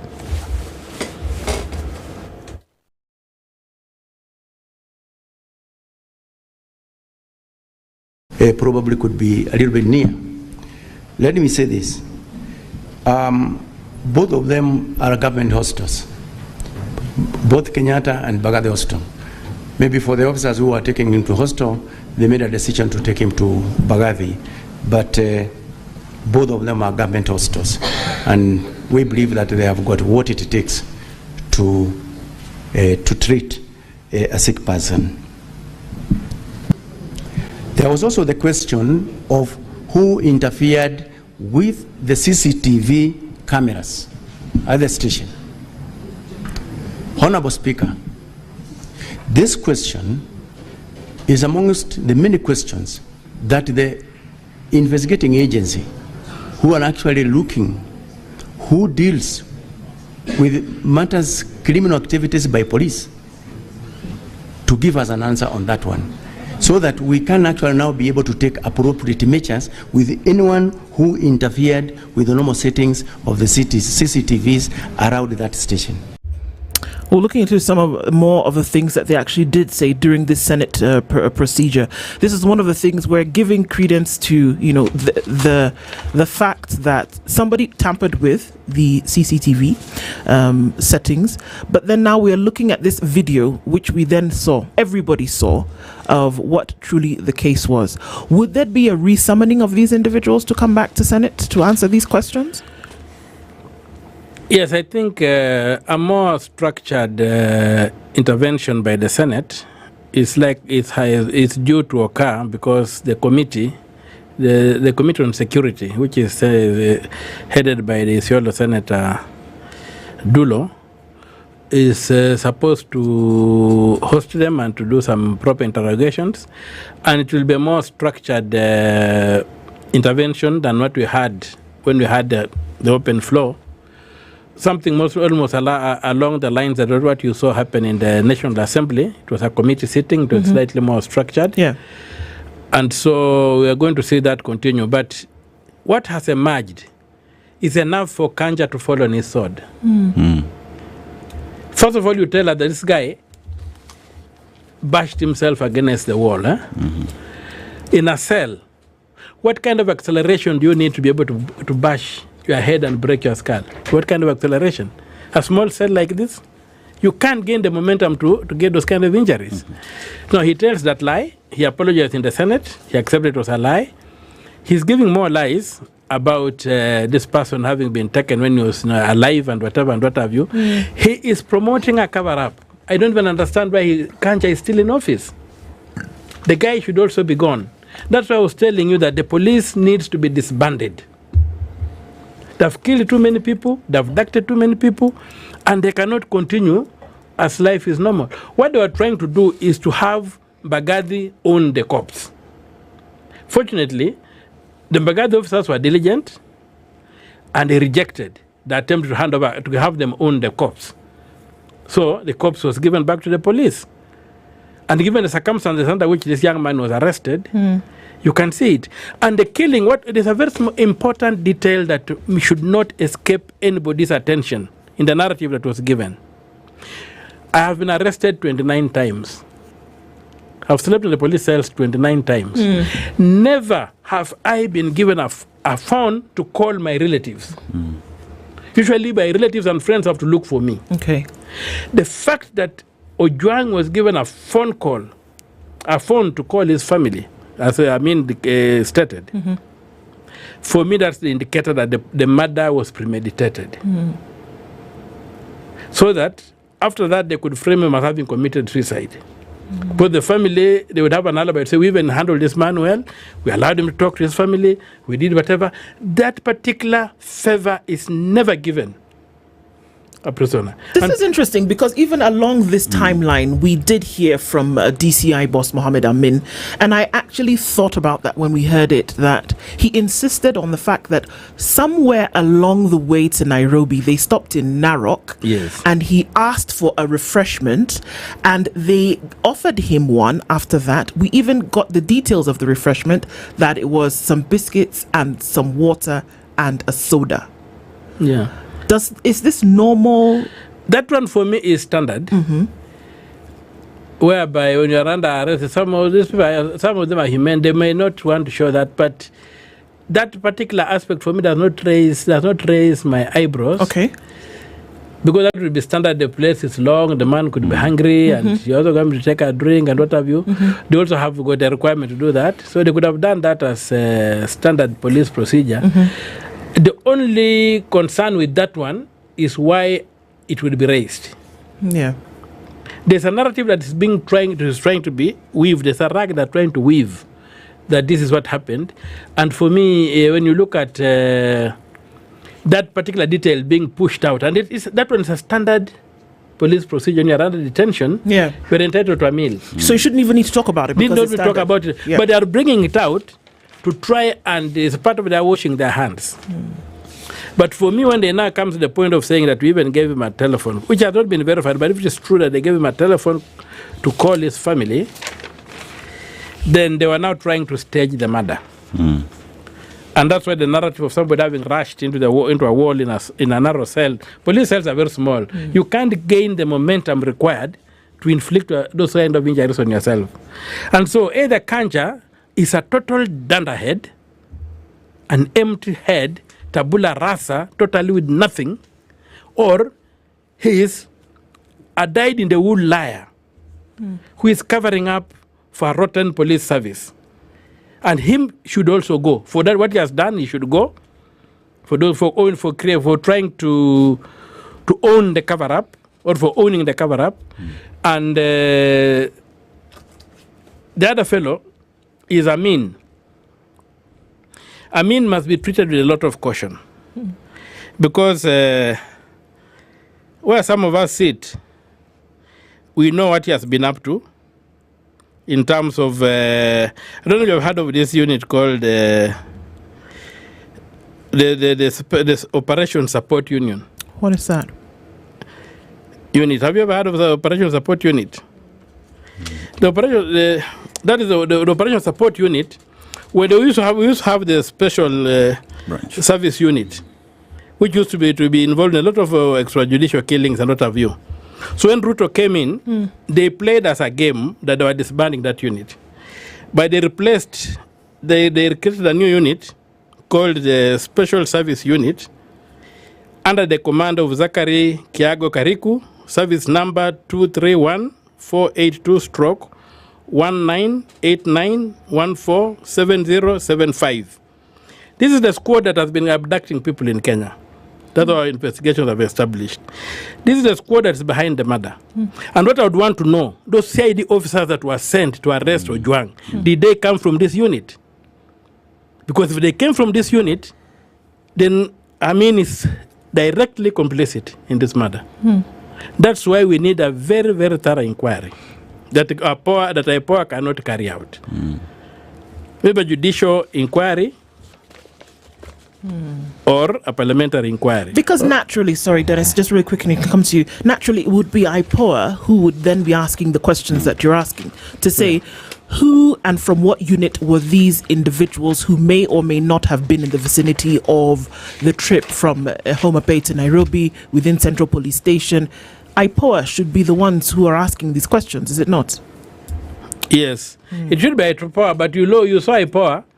First of all, in the first press conference, you saw my friend Hassan standing shoulder to shoulder with this killer cops. So what was he doing there in that press conference? If he was really an independent investigator, what was he doing there? Number two, you need to ask yourself, how are these people appointed to IPOA, the so-called IPOA, the commissioners, or the leaders of the IPOA? Look at their history. These are people who cannot unearth this problem. I would have been very comfortable with the internal affairs unit of the police, which was more equipped to deal with the police issues. And across the world, usually have these uniformed groups are usually policed by fellow armed units. They're not policed by civilians. If you go to the military, you've got the military police. You had a special unit, affairs unit, which after President Ruto came in and the former IG Kome, was deliberately decimated. But this unit had been trained, it was well trained, it was well equipped, and it had been a capacity to go after these fellow officers. And they dismantled that unit, they transferred its top officers and made them kicking upstairs. They gave them big titles outside Nairobi. And the unit is now a shell. It can do nothing. Their budget was cut down. So it is very difficult now to police the Kenya police. When Ruto decided to dismantle the internal affairs unit. And so those are the issues we have. And then another thing is in the terms of the command of the police, the tribalization of the command of the police. Like all top police officers in Nairobi stations are under one tribe. You wonder why that could be, why that should be the case. Senator Tata, you've talked about IPOA. I have a couple of questions, but let me just break it down this way, starting with the IPOA. So the Independent Policing Oversight Authority CEO, Elema Alake, stated, and it's reported, explaining the investigations being carried out, and there's something he said, they are following logical sequence, and the reason they haven't started with the complainant, in this case the DIG, Lagat, is that certain facts are already clear. That's what he says. We are not saying we won't investigate the complainant, in this case the DIG. Rather, we are following a specific sequence in how we conduct the investigations. That's arrant nonsense. They're giving this man, called Lagat, the chance to watch, observe, revise his notes, so that when he goes to make his statement, he has got all the facts he needs and he can rearrange the scene. What should have happened is by now, they should have taken a statement from Lagat, so that they arrest him before he's benefiting. He's watching TV, he's reading newspapers, he's reading Twitter, he's doing whatever, he's revising his script. When they get to him, he will do a Shakespeare on them. Yeah. So basically what that is telling us, that they are giving Lagat the time to jump out of the soup. And the other issue is, let's establish motive. Albert Ojwang, you talked about the Operation Support Unit attached to DCI. Why? Because this was clearly, the complainant is one person. Yeah. The complainant is the Deputy Inspector General of Police, Lagat. So with the heavy deployment and what the IG Kanja and Mohammed Amin, the DCI boss, and Mushiri Nyaga, the police service spokesman, all these people coming together, because there's only one complainant, establishing motive. Why are they protecting him? They are protecting him because of what, and that's a very important question, because there are two sides to this thing. There is who killed Ojwang. We want to punish. Then there's the question, why was Ojwang killed? Because under normal circumstances, somebody like, first or secondly, before I go there, you realize that we don't have, personally I've been looking for that, I don't know if you people in the media have been able to access it, but the offending post. Yes, it's been looked for quite some. I've not seen it. So you can see the power with which they went into social media to delete it, and maybe with the help of service providers, they're able to delete this information, because this information must have been weighty. And corruption in the police service is something that's well known. Even right now in Parliament, I've got one statement where I'm pushing payments, insurance payment for police officers who get injured in the work during service. Hundreds of them, their money has been paid, but this money has never reached these people. So I'm pushing in the Senate to have these poor people compensated. Some of them have died, their families, their kids have nothing, some have been injured, they need help. But so you will see what is happening is that all these people are cycling their wagons to protect each other because they are complicit in this corruption.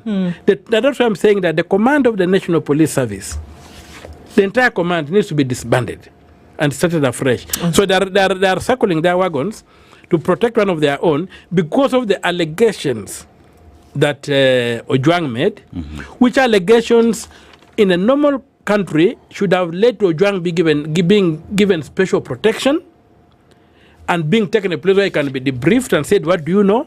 And then proper investigation taken. Instead, they go and kill him to cover up the information he had. Then number two, if at all Lagat felt that what Ojwang had said was not true, it was libelous or it was defamatory, he should have followed the law. The police have got absolutely no role to play in matters of defamation. Justice Mumbi Ngugi gave a ruling, which was never challenged in the Court of Appeal or anywhere, where she declared the section of a criminal libel in Kenya to be unconstitutional. So what were the police doing?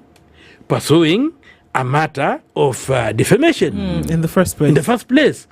What Ojwang was being accused of was not a police issue. Yes. It was a question of Lagat going to his lawyers or calling Ojwang and saying, Mr. If you don't stop, I'm going pursuing you. Yes. Or demanding damages. Go to court to demand damages. But the mere fact that he used the police whom he commands. Remember, he commands. So he commanded his juniors to go after this guy and fix him. And that's where the problem lies. That's where the problem is. All right, let's take a break at this point. It is now 21 minutes to 8 o'clock. The Senator for the Republic of Kenya from Busia County, Senator Okoh Tata, is here with us this morning, and we're asking questions. 2 questions. Who killed him and why did they kill him? We'll continue with that when we come back. Don't go away. As we go into this, yesterday was Father's Day, but you still have a chance to get something for Dad. Exactly. And simply because we all know that fatherhood is a journey of strength, wisdom, and quiet sacrifice. And here on the Situation Room, we often talk about making meaningful choices. So as Father's Day was being celebrated yesterday, we continue to push that further with Woolworths saying, here is what you can do with your dad. Give your dad a reason to smile, relax, and maybe even show off a little bit. Let's show our appreciation with a gift that speaks style and substance. Woolworths is offering 30% off men's sleepwear, knitwear, jackets, and coats until 16th of June, but that has been extended for the dads who enjoy comfort, quality, and little flair. Whether it's a quiet night in or a stylish evening with family, this is your chance to say thank you, Dad, with quality he'll feel. Something worthy of the man who's always been there. Visit your nearest Woolworths store today and shop in-store. Terms and conditions apply. Woolworths, the difference.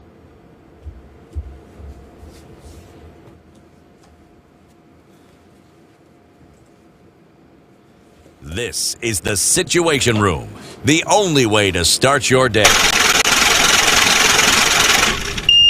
Are you passionate about creating a better future for Kenya? So is the I&M Foundation, the social investment arm of I&M Bank. For the past 5 years, they've invested 2% of the bank's annual profit, the highest in Kenya's banking sector, into life-changing programs from education and empowerment to protecting our environment. The I&M Foundation is driving real impact. I&M Foundation, impacting lives, shaping a suitable future, powered by I&M Bank.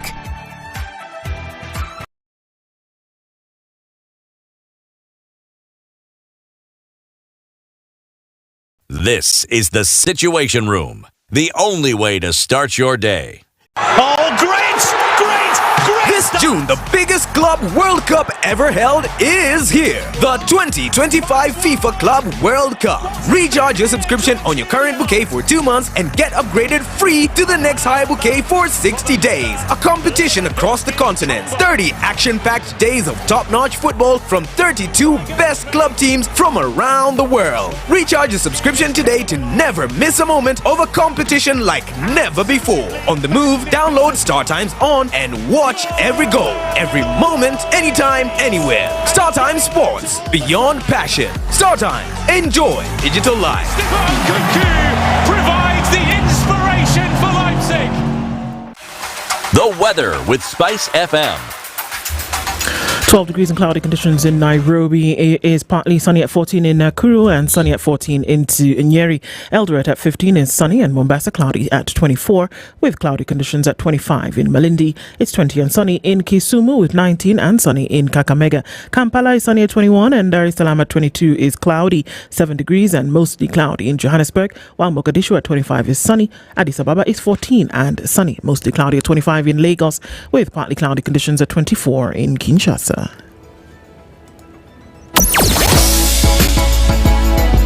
Sugar and spice and everything nice. Spice FM. Spice up your life. It's definitely a manic Monday, and that goes with all the traffic that we're seeing this morning coming in heavy on the Eastern Bypass through from that Roy Junction all the way to North Airport Road and then spilling over towards the Cabanas interchange. So that's busy. Outer Ring is also touching on that just a little bit, and in and outbound traffic is absolutely crazy. There's some traffic that's coming in through towards Jogo Road, and it'll head out towards Landis, and the Thika Superhighway also heavy with traffic coming in from that interchange that comes in from the Thika Road bypass. So that's doing the thing on that side. Looks like on the western side of the city, and traffic is building coming in on the A104 through towards Kangemi out towards Westlands, and then as you get on the Red Hill Link Road coming off of James Gishore, you'll find some reprieve, but it's going to circle you back through towards Limuru Road this morning. So it's all very busy this morning, and we are in traffic hour. Keep our wits about, folks. Keep it moving. We'll talk SpiceFM KE on X hashtag the Situation Room. Mature, intelligent talk every morning. Spice up yourself.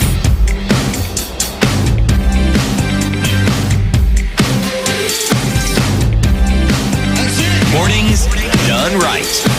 94.4. This is on KETN, and we continue our conversation this morning on our live streams on YouTube, Facebook, and on X on the Situation Room, Kenya's biggest conversation. This morning, into Dennis and Dennis with Senator Okum Tata this morning, and we're looking at issues around the murder of Albert Ojwang and what's going to be done about it. Yes, we continue to ask the question, who killed Ojwang and why? And with that, there is the aspect of the OCS Central who has said, I am not responsible, release the CCTV footage. And why is the CCTV footage at Central Police Station important? Because this is just coming from a point where we saw how CCTV footage played an important role in piecing together the death of MP Were. And here now we're being told the custodians of this CCTV, the police themselves, are losing the footage. And then again, there is the aspect of Central Police Station denied to admit Ojwang in the cell. That also coming up, and one asks the question, if the police were able to do such a stellar job during Were, what is stopping them from doing the same good job in this matter? I'll begin where you are left off. In the Were case, they clearly were not suspects. Or the police command was not suspect. So it was non-state actors who, maybe with the help of one or two policemen, got into killed Were, and of course the police demonstrated capacity that even surprised me, that they had that kind of capacity to be able to pick a fly out of the mouth, forest, literally speaking, simply literally speaking, figuratively speaking. So with that capacity, you can see the mere fact, why was a CCTV installed in a police station? What is the work of CCTV? It's to document what goes on in a place, so that if there's any issue, you have got a neutral arbiter. Because the CCTV is a neutral arbiter. He will say this is what happened. So they are eliminating the neutral arbiter so that their biased or their false narrative can have a chance. But they're unfortunate that for them this time around, they've got a snowball's chance in hell.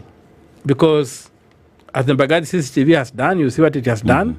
It has totally laid bare their lies. And the CCTV from the Central Police Station, I think why it is being hidden in, again, my creative mind, if I may call it creative, is that the senior officers got there. And the man I'm placing in that place is Lagat. Lagat got there, and from what the kind of injuries that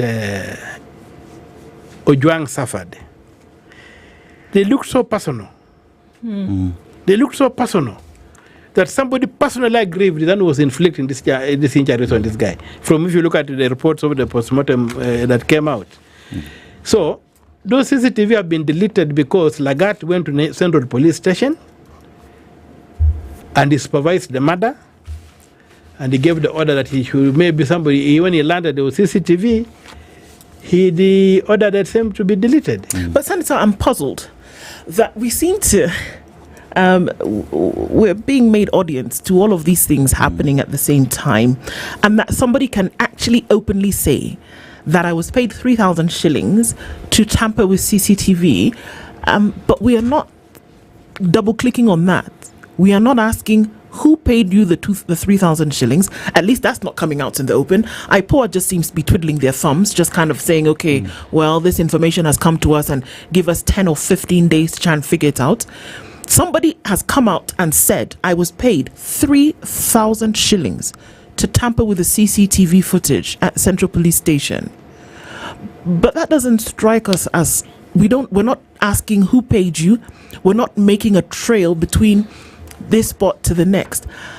I'm wondering, and I think that's one of the answers that you got, that in other cases where we see that there's a fast movement or there's fast traction, that they're not the ones who are in the dock per se. So that would give the reasons as to why they would not act so quickly.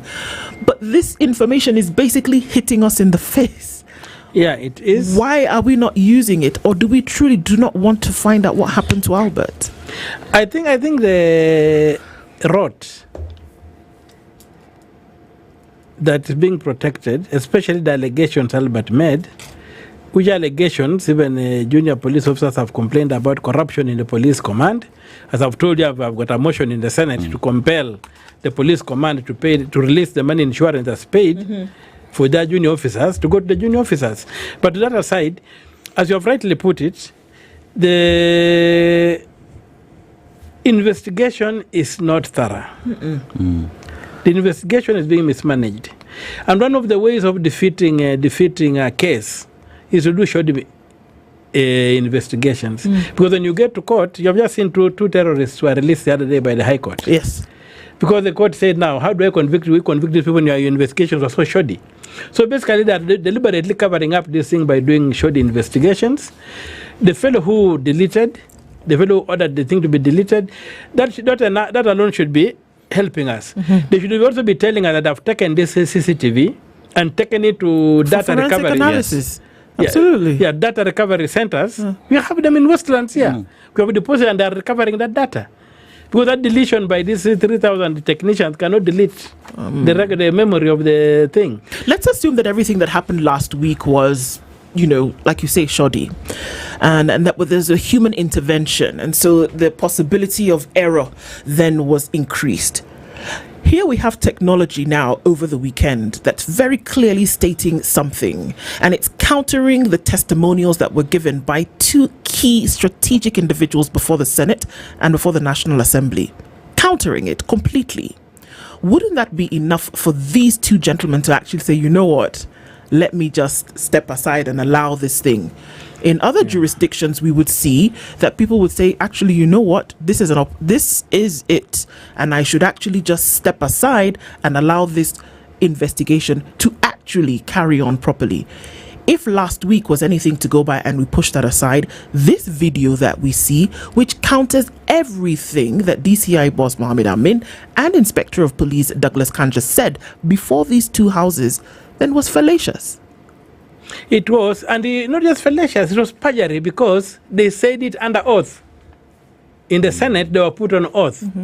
They said these things under oath, and because they said it under oath, they were absolutely sure. Not just oath, you even had Amin go back and talk about his faith. God say that he's choosing between man and God. You know, who's fooling who? And so this is where we are, that these people are incapable of doing anything.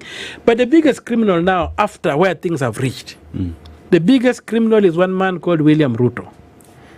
He's the chief executive of this country.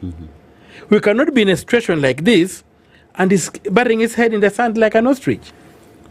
He has the Commissions of Inquiries Act. He should have invoked that act, set up a commission of inquiry under a serious judge, and let these people appear before a judicial commission of inquiry. Well, he's not so quiet. Yesterday, he basically said he's not going anywhere. Yeah, he said he's going nowhere. He's not going to hand over power to him. Who told you want him to hand over power? We shall just throw him out. Who says we are waiting for him to hand over power? Who fools him like that? When is it does he own a title deed to this country called Kenya? He doesn't. He may own a lot of land, but he doesn't own a title deed to the country called Kenya. So he cannot claim that he cannot hand over power. Uhuru handed over power to him. Kibaki handed over power to Uhuru. Moi handed over power to Kibaki. When who is he? In fact, that thing alone is treasonable and he should be in jail for that. You know, these people have reached a point where they think that we live here, they are massive. We don't. They are civil servants.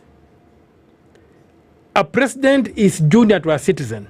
When you become a public official, like I'm a senator now, I'm junior to the citizens who elected me. If I want to be my own boss, I remain a citizen. I don't go into the public service. I don't go to serve the public. So this kind of utterances that they are immune and whatever is, I think, a fool's paradise. He should stop living in a fool's paradise. This country is boiling, and if he doesn't see the writing on the wall the way Mzee Moi did, and did what was necessary to avoid a meltdown, then it's going to hurt us very bad. So that particular statement tells you the impunity with which this country is being run, and with that kind of attitude, you cannot then expect his juniors to own up, because they know that at the end of the day, we are never going to be held accountable for anything. But that one man called William Ruto, where things have reached now, is the one, the buck stops with him. He has the law, let him use the law, and let him deliver on his mandate, set up a proper commission of inquiry, and let us get to the bottom of this issue. But Senator, the president said, and he's also waiting for speed investigations from IPOA before the formation of a commission of inquiry. Now, if we go with what is going on with IPOA, they were given 7 days by the Director of Public Prosecutions to complete investigations. Now, those 7 days, to file within those 7 days, the deadline is tomorrow on Tuesday. So we're waiting for the findings. Now, we know when they're taking these witness statements, it's not public. Now, back in the Senate, because you had these three under oath making their statements together with the Interior CS Murkomen, in terms of structured interrogation or probing into this matter, what can the Senate now do? Can the Senate still recall these three back with this new information? Because at the time they were giving their statements, the autopsy report was barely out, and we didn't have all these new facts. Now, with what we currently have, including what we saw in the CCTV, can the Senate still recall these three and, again, under oath, give statements on the current state or status of investigations, regardless of what IPOA is doing? Yes, I think that's what the Senate is going to do, because, as I said earlier, there is a committee, the Senate Committee on Security, to which the statement by Senator Eddie Okech was referred. I'm sure in the beginning their sittings, they are going to summon them, because they have to report back. Once they are given that mandate, they have to report back. So they'll summon them, and they'll be able to interrogate the issues and then report back. But the other things are capacity questions. The Senate is not equipped to investigate crime, especially cover-up of crime. So we may be able to unearth some information like the inconsistencies in the narratives and what have you, but which as time goes, especially when Lagat now eventually maybe breaks his silence, he will have had enough time to script a narrative that covers all the loopholes. And that's what is being given. So what would require is that there should be some capacity for crime investigation, assisting whatever committee, and it should be a public inquiry, whatever committee will be doing the investigations, so that the various areas can be covered. Because you need proper knowledge of, first of all, the police standing orders, to be able to understand what the do's and don'ts of the police, and if there are any breaches, why these things happened. You need to have people who are familiar with the crimes in preservation and things like those to become able to come in. As we have discussed about the CCTVs, we need to have those cameras, their hard disks, recovered and taken to people with the technology to recover deleted data, so that you can know what exactly transpired. So it's a fairly complex issue. It's emotional. People want justice quick. But we are getting to a place, given the level of cover-up, we need that this might be something that needs to be done very, very well, because we want these people at the top to own up. And as I was saying, that time I was telling you the guy whose serial number he gave, his police service number he gave. This guy was born sometime in 1965. He's supposed to be on terminal leave. About 1,000 officers who are in his age group have gone on terminal leave. He was retained. He has been given an extension of 2 years to continue running this murder squad that Amin set up. And so we are not going to be out of the woods unless very, very radical action is taken. We need a radical surgery of the police command to get rid of these cobwebs and to get rid of these old habits so that the promise of the new constitution can be realized. Even so, the demo we had in December over the abductions, we notified the police. We were peaceful and we were sitting down. We had no weapons. They came and rained tear gas on us. Yeah. They forcefully broke up the sit-in. We were not even interfering with traffic because we were sitting on between next to that Aga Khan walkway, which is not a motorized traffic. We were not interfering with any movement, totally complying with the book. But this Talam guy came in with goons, harassed us, and eventually arrested us and charged us, and was unable even to draw up a charge sheet after producing us in court. So we were told to go back home because there was no charge sheet. So this kind of behavior by police is the one that results in this kind of deaths whereby nobody can be held accountable. There's total impunity. And that's why I think with the murder of Ojwang, the least we can do, for me, is to disband the police command. That's where you started, and it looks like that's where we end this morning, at least for this morning. And the importance of us to continue to have this conversation means that we do an injustice if we keep silent. And that's why these conversations are important. It'll be interesting to see what the next couple of days have in store. IPOA is then going to wait probably until tomorrow before they get us any new information. But we want to thank you very much, Senator, for being here this morning. Thank you for the statements and sentiments that you've put across want to be heard and listened to. Asante Sana, good morning. Thank you. Good morning, everybody. At 8 a.m.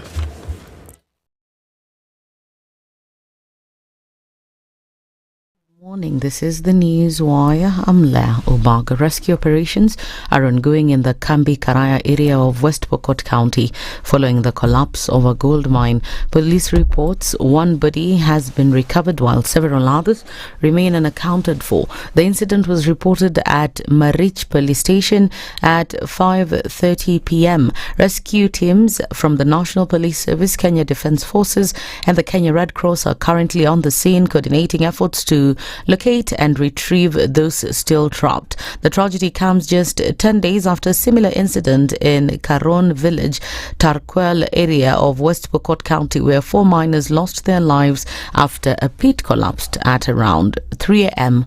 on June 7th. Busia Senator Okum Tata says it's time the police admit that they were caught with a dead body.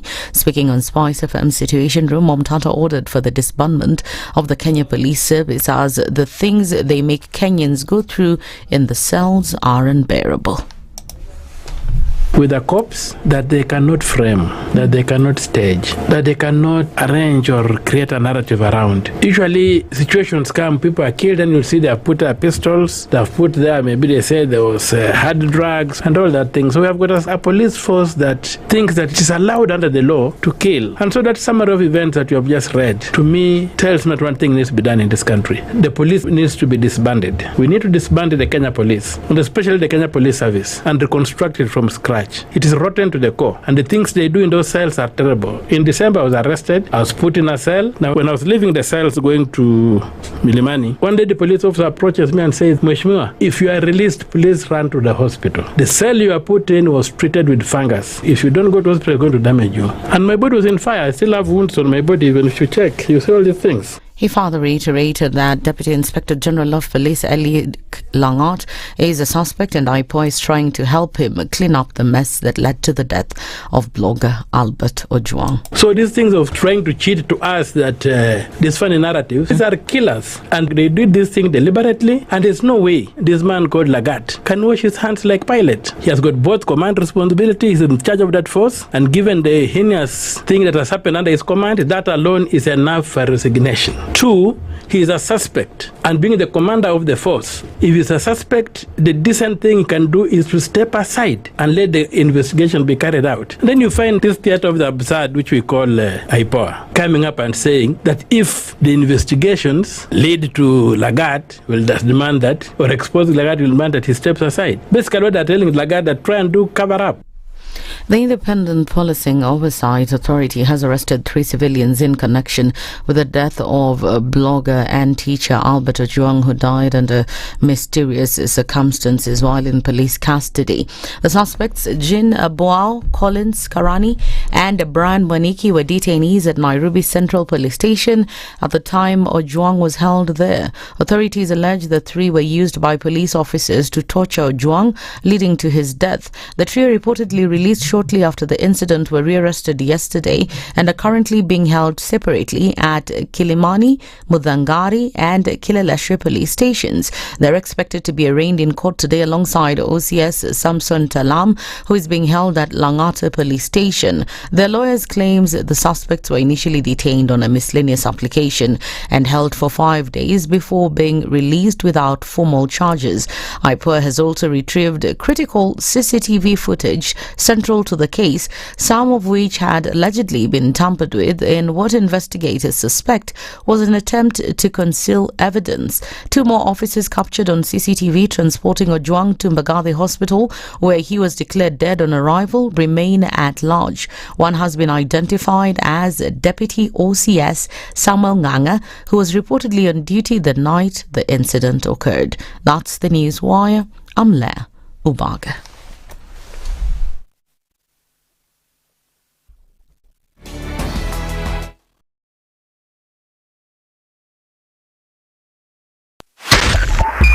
.5 Spice FM, Kisumu.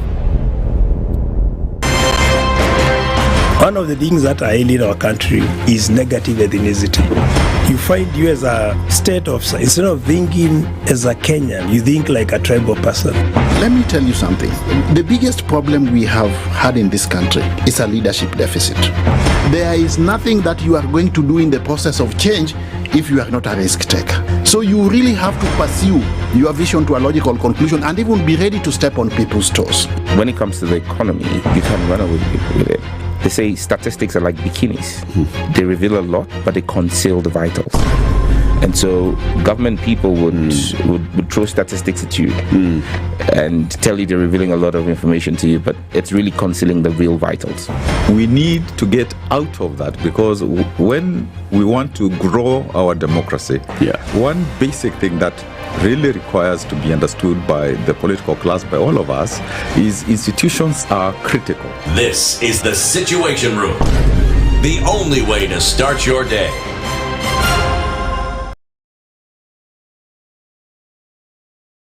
All right, at a few minutes after 8 o'clock, let's take a look at what's happening now on the roads. In terms of traffic, still continues on the Thika Superhighway and still heavy as you come through towards Survey. So that's doing there. Gong Road is also busy. And now we're seeing traffic having built up on Lower Kabete going towards Spring Valley. So that is busy. Folks in and outbound going towards the city. Some are going to go through towards Peponi, others out towards Parklands and then Westlands in the other direction. Gong Road is busy coming in from Naivasha Road and then touching right around Jamhuri there starts to build up quite some. As you're coming in on North Airport Road, there's heavy traffic touching on Outer Ring, some of that going towards the Cabanas interchange. And as you come past on Mombasa Road from the home Lolongo Syokimau area, that continues to run smoothly. Not a problem here. Langata Road is busy, so watch out for that as well. Plan your trips ahead. Find something sticky, want to let other people know about, do talk to us on SpiceFM KE on X, hashtag The Situation Room. Mature, intelligent talk every morning. Spice up yourself.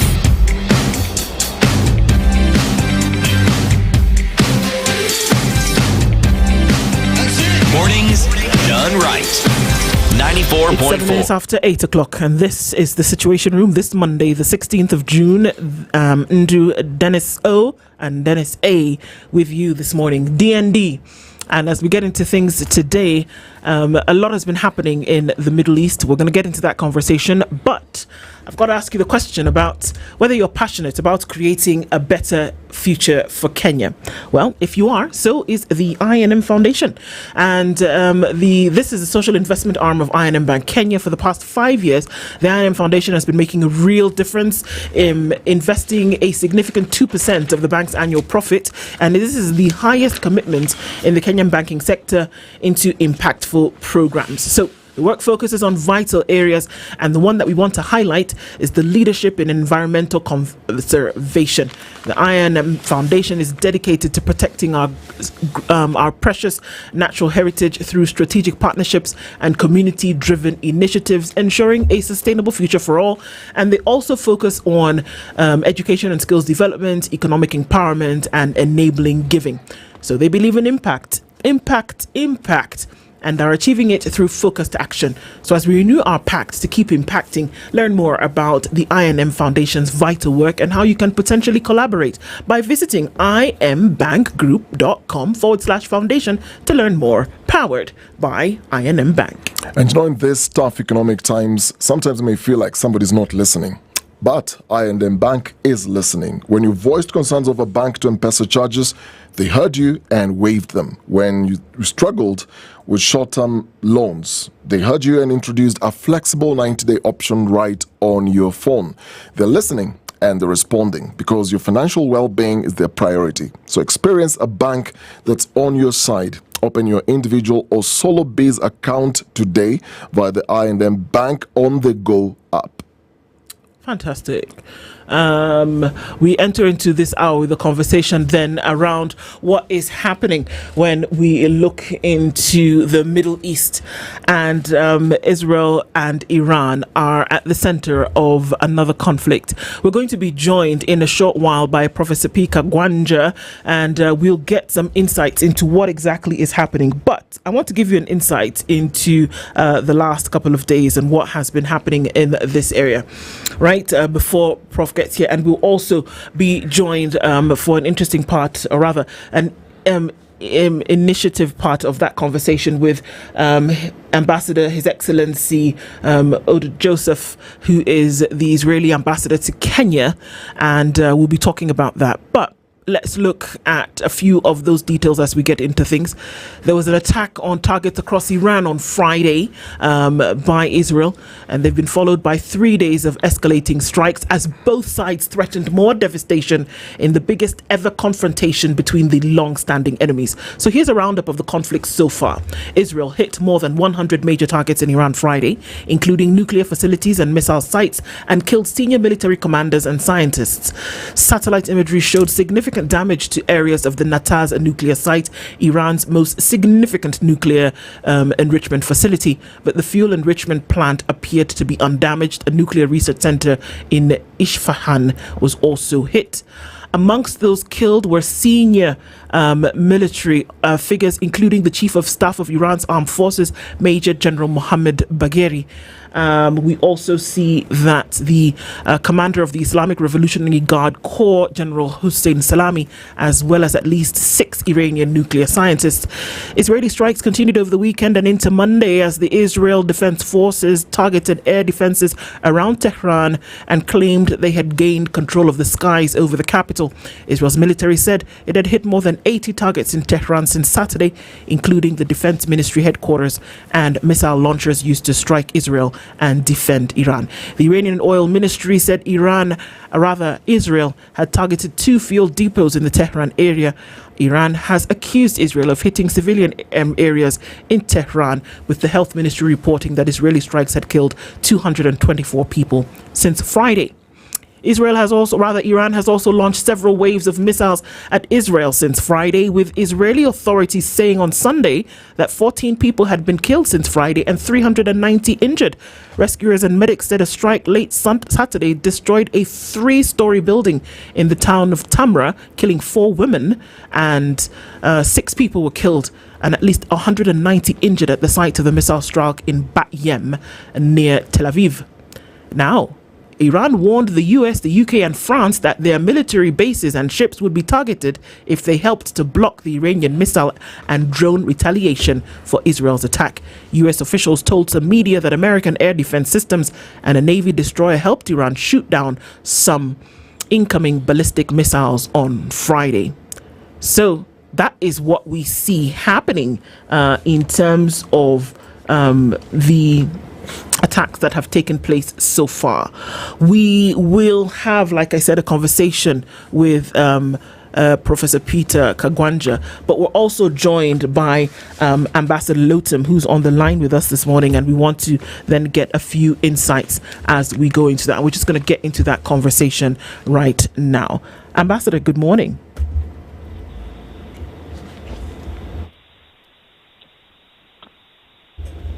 Hello, Ambassador Lotum, good morning. Good morning. How are you doing? I'm doing fine, certainly better than my family and other Israelis in Israel. That's to be understood. Of course, we can see what is carried around in the news, and we have a rundown of what has been happening between Israel and Iran. But to then be able to get an overview from you as to what this most recent issue is, and the attacks that we've seen since Friday have been devastating. But what is the current state of affairs, and where did this all escalate from? Okay, so let me try and sum up a very complicated, not event, it's a very complicated reality that has been going for, 30, 40 years from the 80s, late 80s. This is when, after assuming power, the mullahs in Iran decided to run for a nuclear program. And, of course, we remember that in the late 90s, when they built the Bushehr nuclear reactor, supposedly for peaceful purposes, and it so continued. Of course, we remember the 2015 agreement between Iran and the 6 powers to stop the nuclear program, which they violated, and then 3 years later, the Mossad brought 100,000 documents from Tehran and the surrounding, indicating that Iran is cheating. Now, cheating on what? The plan of Iran is to eliminate, and they call it so very straightforward, to eliminate Israel.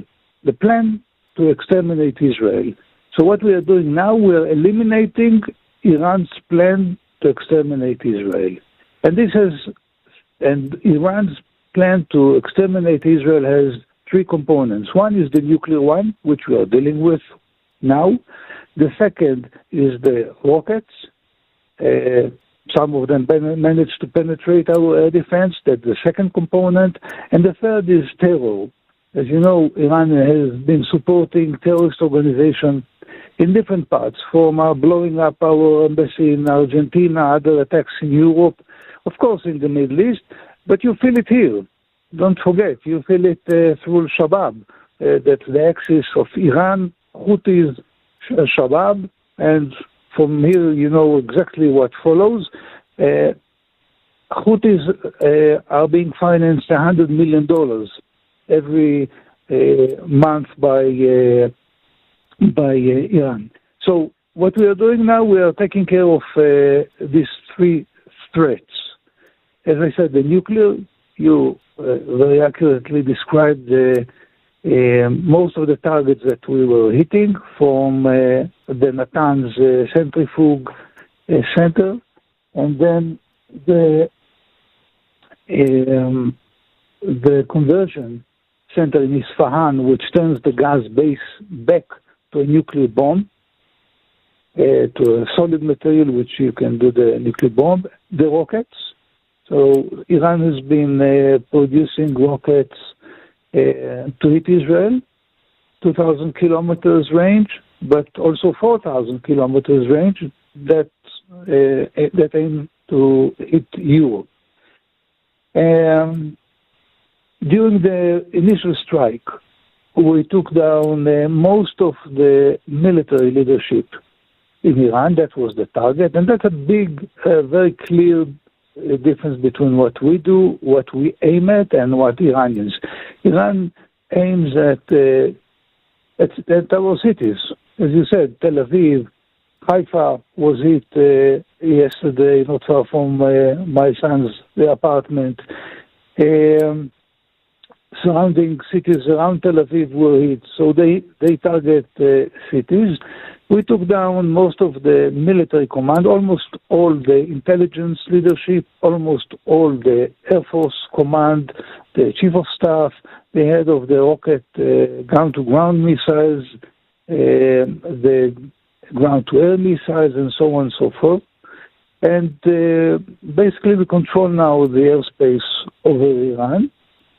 Of course, we can do much more. We don't, because we aim at military targets. And as I said, the aim of the strikes, of the operation, is to eliminate Iran's plan to exterminate Israel.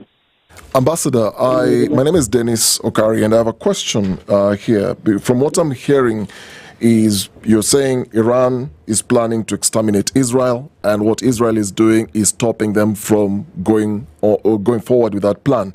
But my question is, if the objective from Israel's standpoint is deterrence, how does escalating strikes, as we have seen currently on Iranian soil, achieve long-term security for your country without risking regional war? First, our aim is not deterrence. As I said, deterrence comes before you get to action. Deterrence is something that we've been trying in the last 30, 40 years.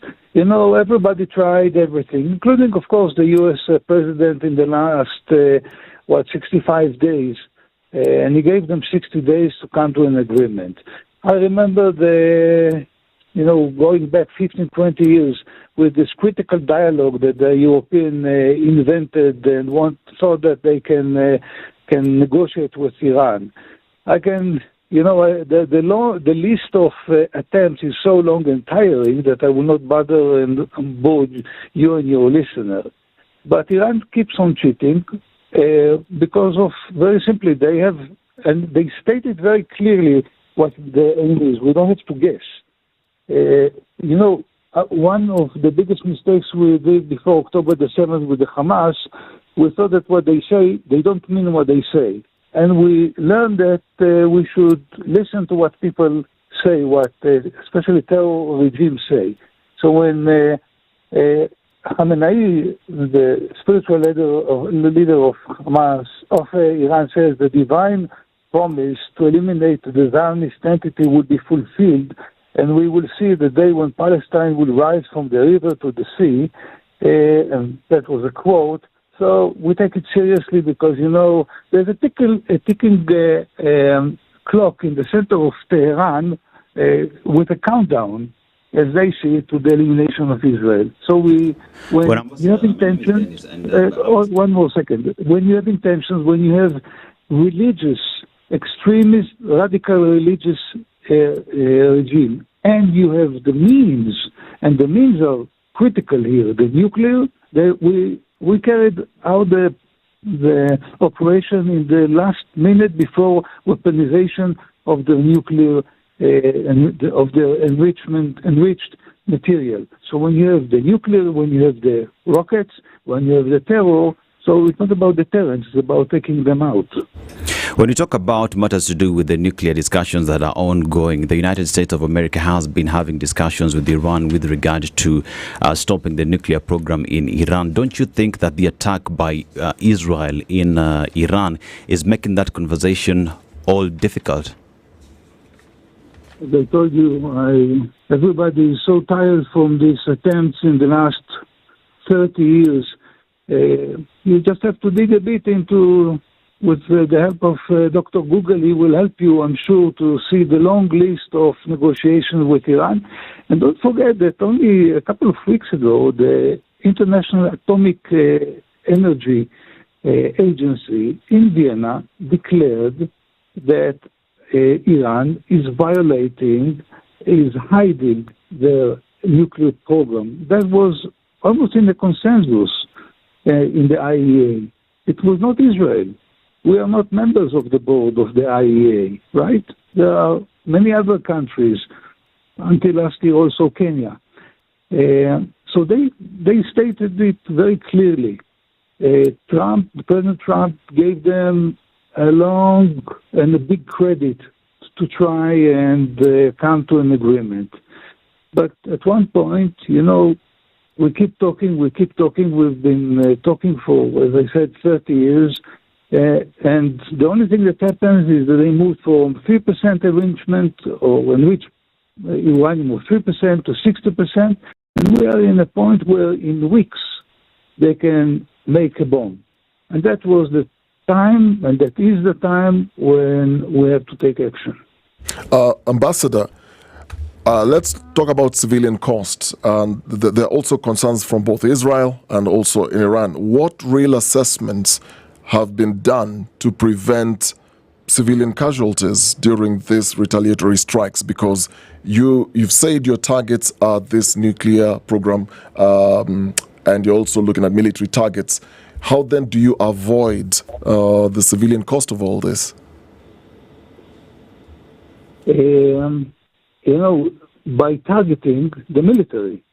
Exactly as you said, targeting. I can, if you will send me your WhatsApp, your number, I will share with you photos of the apartments where the scientists, where these commanders were staying, and you will see that the apartment was taken down, not the building. And at the same time, I will share with you pictures of buildings in Israel that were completely destroyed. Why? Because the Iranian rockets aim at the cities, not at an apartment in a building. That's a big difference. And as I said, we fully control the airspace of Iran. Had we wanted to hit civilians, that would have happened long ago. Not only this, we avoid even at this point targeting other targets than military ones. And Iran can supply a very interesting range of infrastructure targets, but we are not there.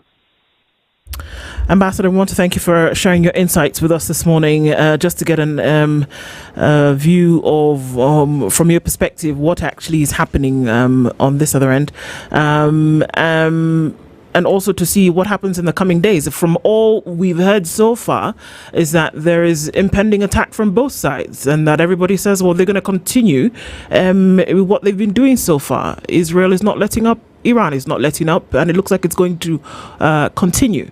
We're in the studio this morning with Professor Peter Kagwanja as well, who is the CEO of the Africa Policy Institute. Prof, good morning. Good morning, my sister. How are you? Very well, thank you. How are you doing? I'm all right. Very sad about Israel-Iran issue. Yeah. Like everybody else, yeah. And just looking at that and putting into perspective, I mean, we can jump right into it because we're in the conversation as well, is that then we look at it from an East African perspective or from an African continentalist perspective, and then ask the question that then looking at the relevance of it as to how it does affect everybody else. I think first and foremost, we must say that the approach being taken is not the right one, because there's no alternative to multilateral decision making. There's no alternative. Unilateralism, what you call preemptive strikes like this one, and related diplomatic tools that are, military tools that are being taken by any country or any nation is not likely to foster a sustainable peace. And it is the United Nations at its foundation that said that war is in the minds of men.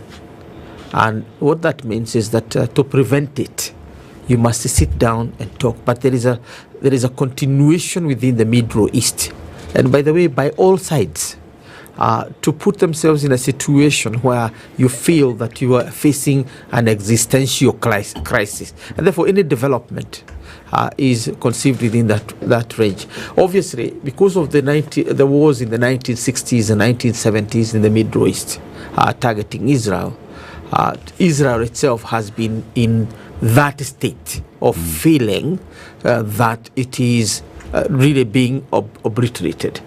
There are quite a number of countries. Pakistan has nuclear. North Korea has nuclear. India has nuclear.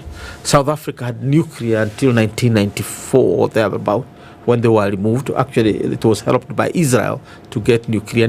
Israel itself has nuclear.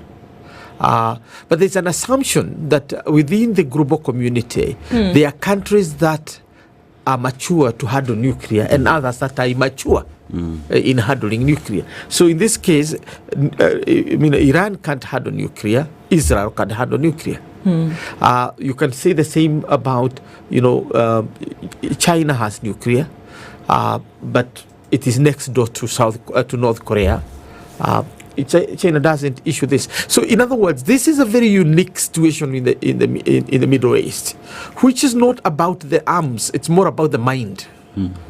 It's about the mindset that they are both are operating on, and this is not the first strike Israel is pushing to Iran, and it is not also the first conflict in recent times it's having.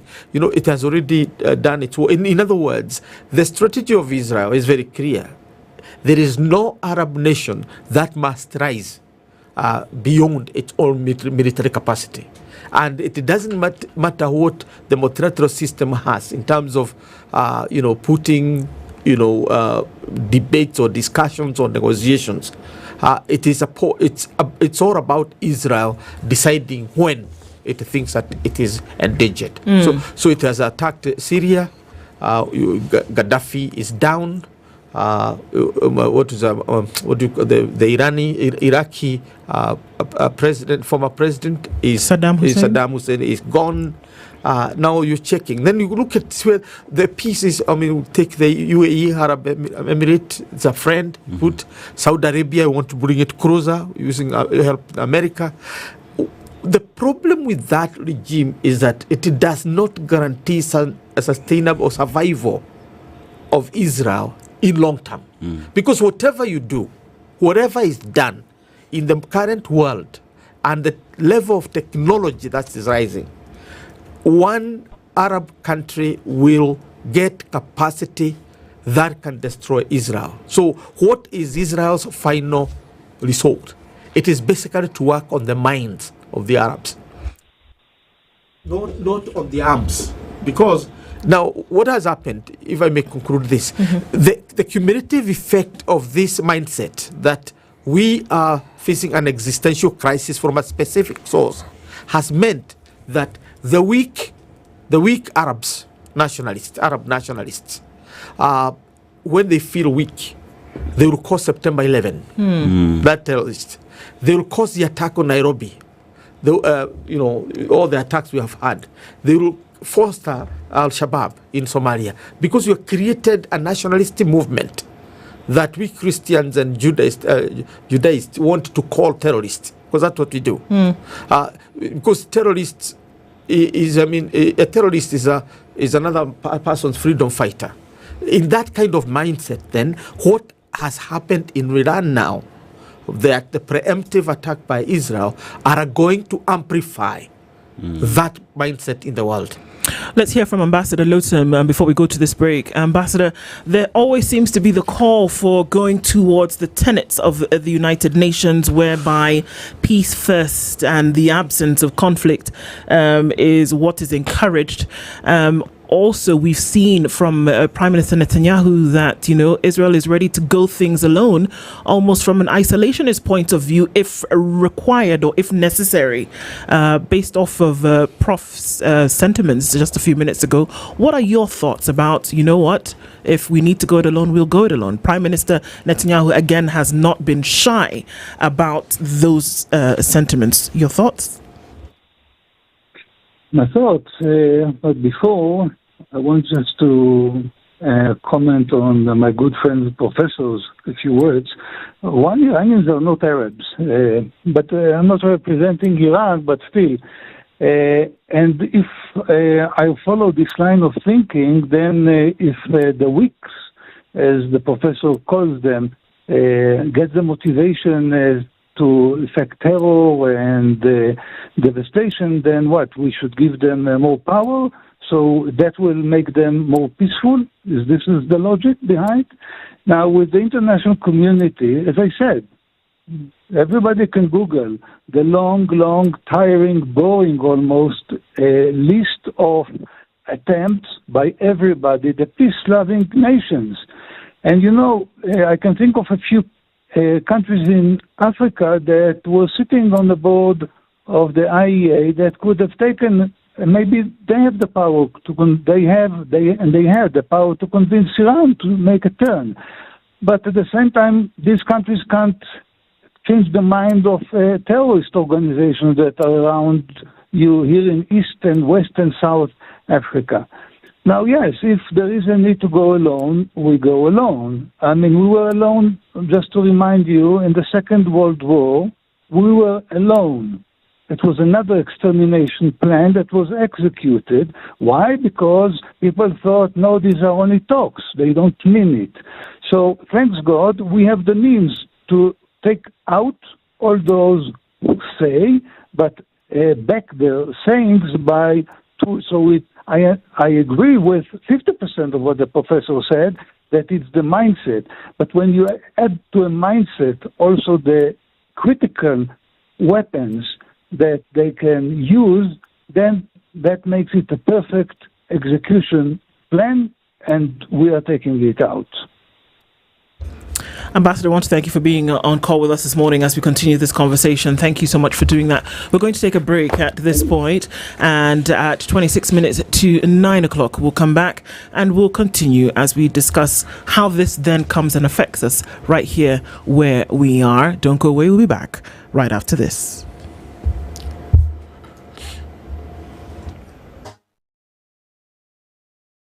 This is the Situation Room, the only way to start your day. Oh, great! This June, the biggest Club World Cup ever held is here. The 2025 FIFA Club World Cup. Recharge your subscription on your current bouquet for 2 months and get upgraded free to the next higher bouquet for 60 days. A competition across the continent. 30 action-packed days of top-notch football from 32 best club teams from around the world. Recharge your subscription today to never miss a moment of a competition like never before. On the move, download StarTimes on and watch every goal, every moment, anytime, anywhere. StarTimes Sports, beyond passion. StarTimes, enjoy digital life. Provides the inspiration for Leipzig. This is not an announcement, it's a pact. To plant trees and protect our environment. To drive mentorship and education. To grow businesses with funding and training. To share with our communities. Since 2020, we've honored this pact. As we mark 5 years, we renew it because all impact begins with a pact. I&M Foundation, celebrating 5 years of impact, powered by I&M Bank. The weather with SpiceFM. Well, looking at sunny conditions still at in Nairobi at 14 degrees currently. It is 16 looking into Nakuru, and also at 16 it's mostly sunny. And going into Eldoret, 16 and cloudy. Mombasa is sunny at 25 with sunny conditions at 25 in Malindi. It's 21 and sunny in Kisumu with sunny conditions at 20 in Kakamega. Kampala at 22 is sunny and it is cloudy at 23 in Dar es Salaam, 7 and sunny in Johannesburg, while Mogadishu is sunny at 26, Addis Ababa is sunny at 16, Lagos is cloudy at 25, and Kinshasa sunny at 24.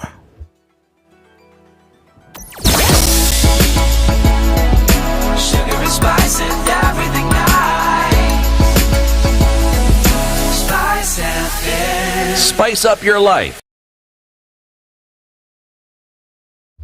All right, still continuing with traffic. We are still in traffic hour this morning, and at this time we see that traffic that was heavy on the Eastern Bypass seems to be reducing significantly, getting into the CBDs where most of the action is happening today, and at least at this point, as you get onto Huru Highway just past Mombasa Road and the Nyaya Stadium roundabout, you'll get into some traffic that's inbound and it's heavy.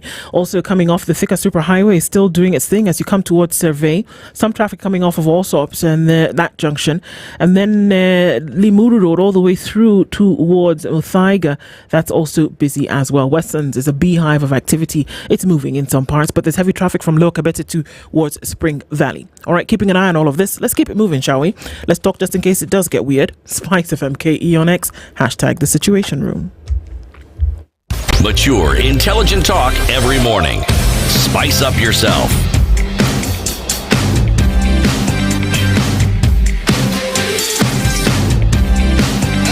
Mornings done right. 94.4 Spice FM, Nairobi. 9 o'clock, and still engaging with the audience on KTN and on our live streams on YouTube, Facebook, and on X. We're looking at the Middle East on edge, decoding the Israel-Iran standoff.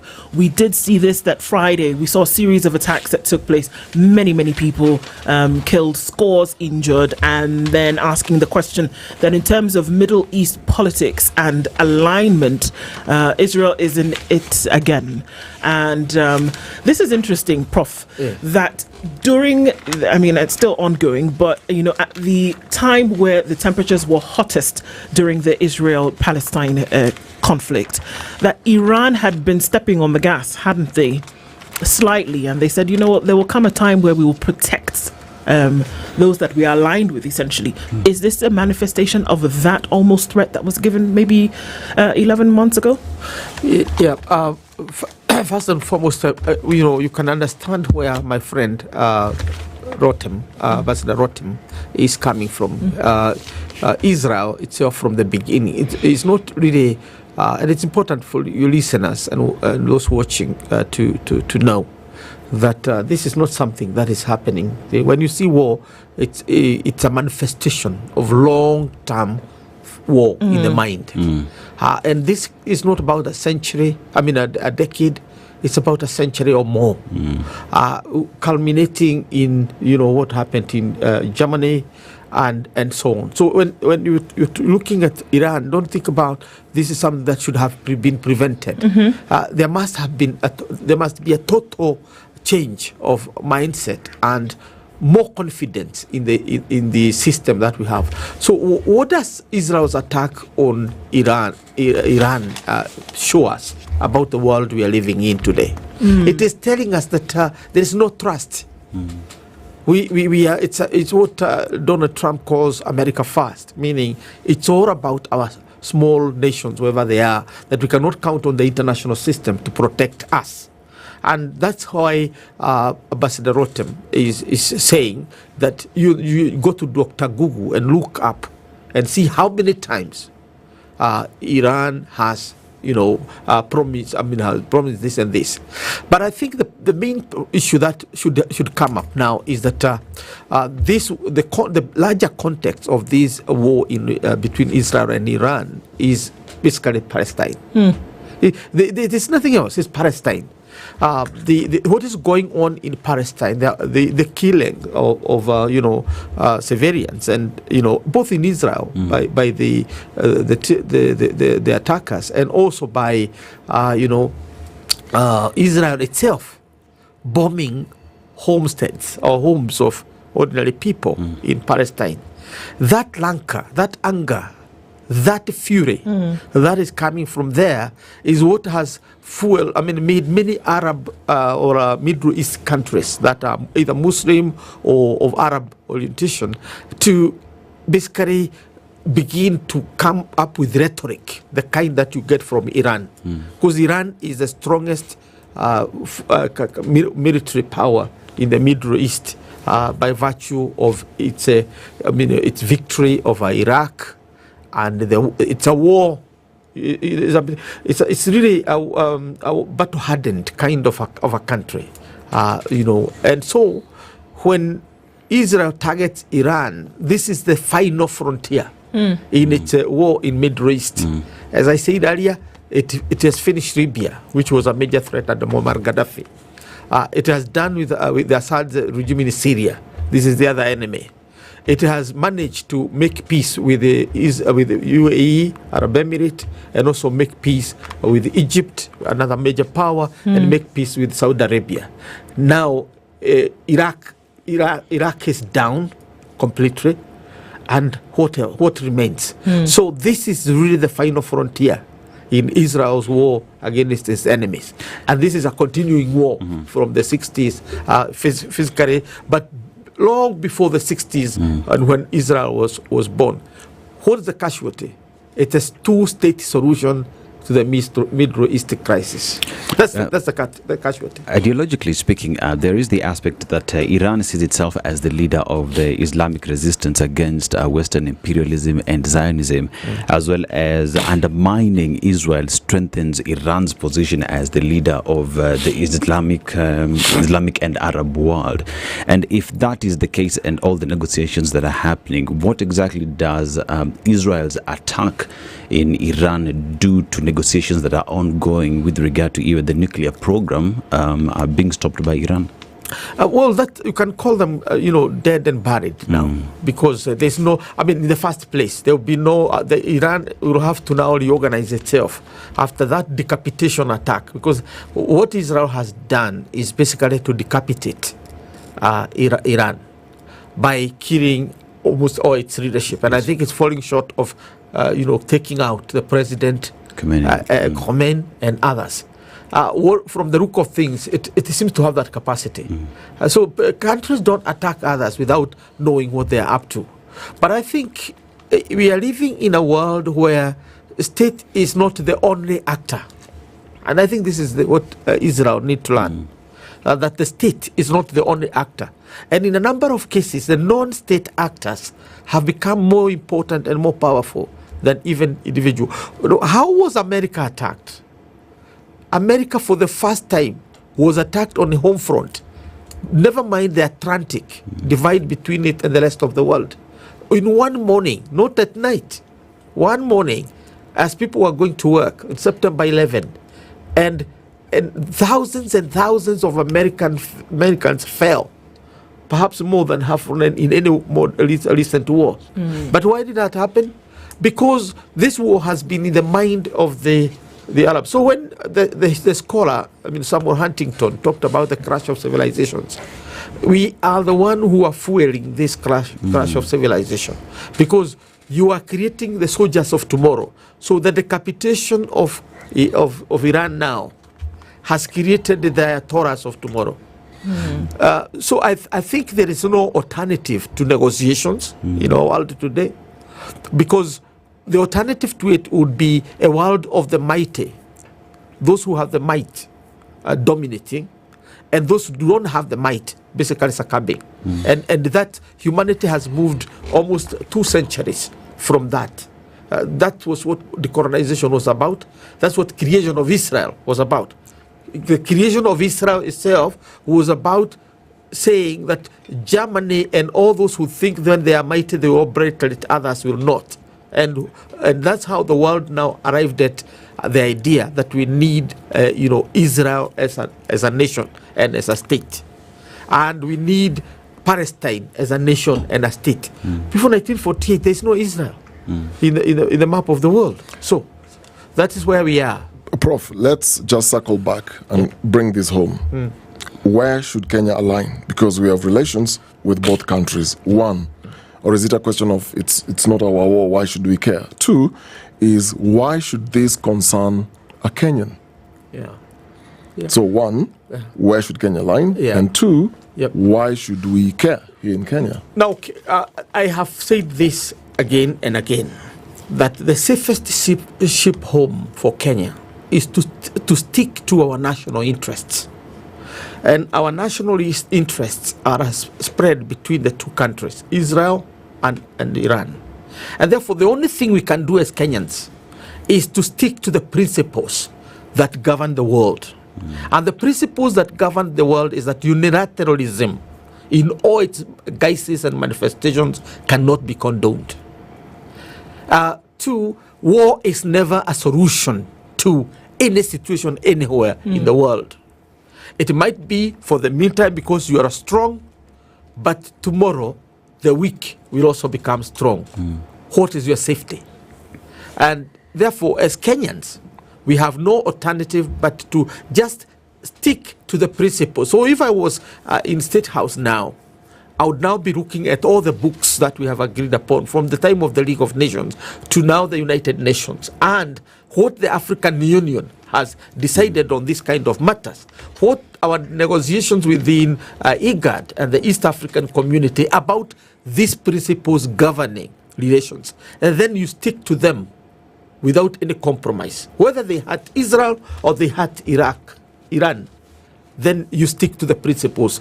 If you go out of that and start listening to your whims and your emotions and the books you read, whether they are the Rig Veda, the Confucian manuscripts, or you're reading the Bible, the Quran, or whatever book you read, forget about the books you read and the forum you attend to worship your God. Remember, this is a world in which we are living, and where we have all manner of beliefs and ideas, and therefore it is about us as humanity and what principles have we chosen for ourselves to govern ourselves. That's where Kenya should be. Now, obviously, we must, as Kenyans, brace for a very hard times because Iran is one of the major sources of energy, particularly the fuel energy, fossil energy. So that we must brace for, and therefore the market is going to shift a little bit. Now, two, we must brace for the fact that the desperation within the Arab world is going to intensify militarism, particularly what we call terrorism. And the Al-Shabaabs and other forces are going to be emboldened. I can hazard to say new ones are now going to emerge. Because if a country like Iran feel defeated, then it is going to take the guerrilla mode. What does guerrilla mode in this kind of a setting mean? It means more and more terrorism. I don't know whether... And do you mean terrorism to friendly countries or terrorism... No, Kenya is a friendly country to Iran. To Iran. It's a friendly country. Kenya is a friendly country to Israel. Yes. Therefore, they kind of export their conflict into our neighborhood. That's why the American embassy was attacked in 1998. That is how the Kikambara and other hotels, that's how, Norfolk Hotel were attacked here in Kenya. Until very, very recently, when Al-Shabaab now brought in our localized regional Horn of Africa conflict between us and Somalia. We were not attacked because we were. If you remember the debate, it was about telling the Americans and the Israelis to repair us. Because we are simply collateral damage. That's what we have been. And therefore, we are going to continue to be collateral damage. Why? Because we have attracted a lot of investments that are of Israeli nature.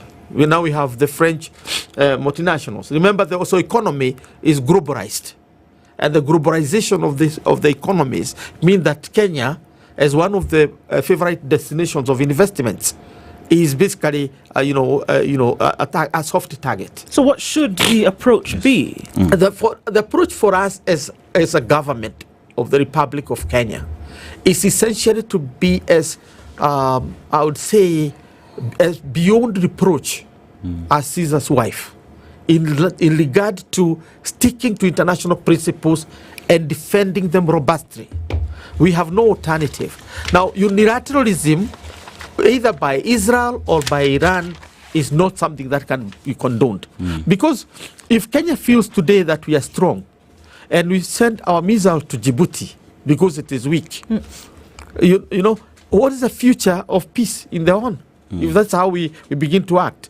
Or Ethiopia feels that it has a huge military, therefore it can overwhelm Kenya, and they come coming from the north rolling to the south.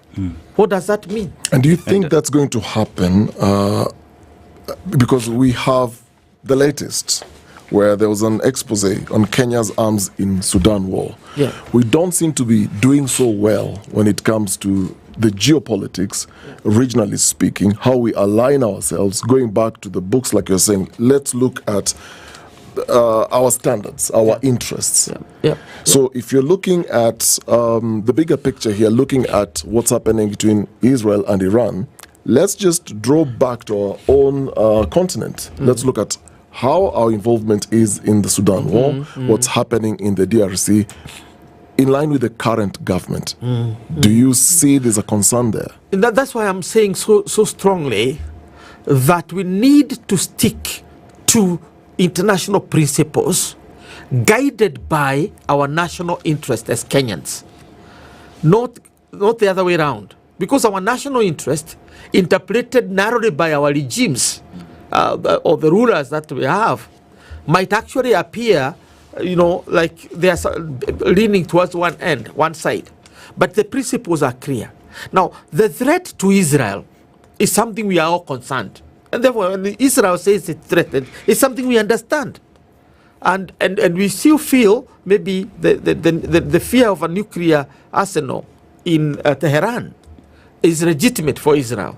The question is, to our friends Israel, is unilateralism, preemptive attacks, disregard of existing multilateral systems globally, is that the solution, and is that a sustainable answer to the unsustainability, this uncertainty in the Middle East?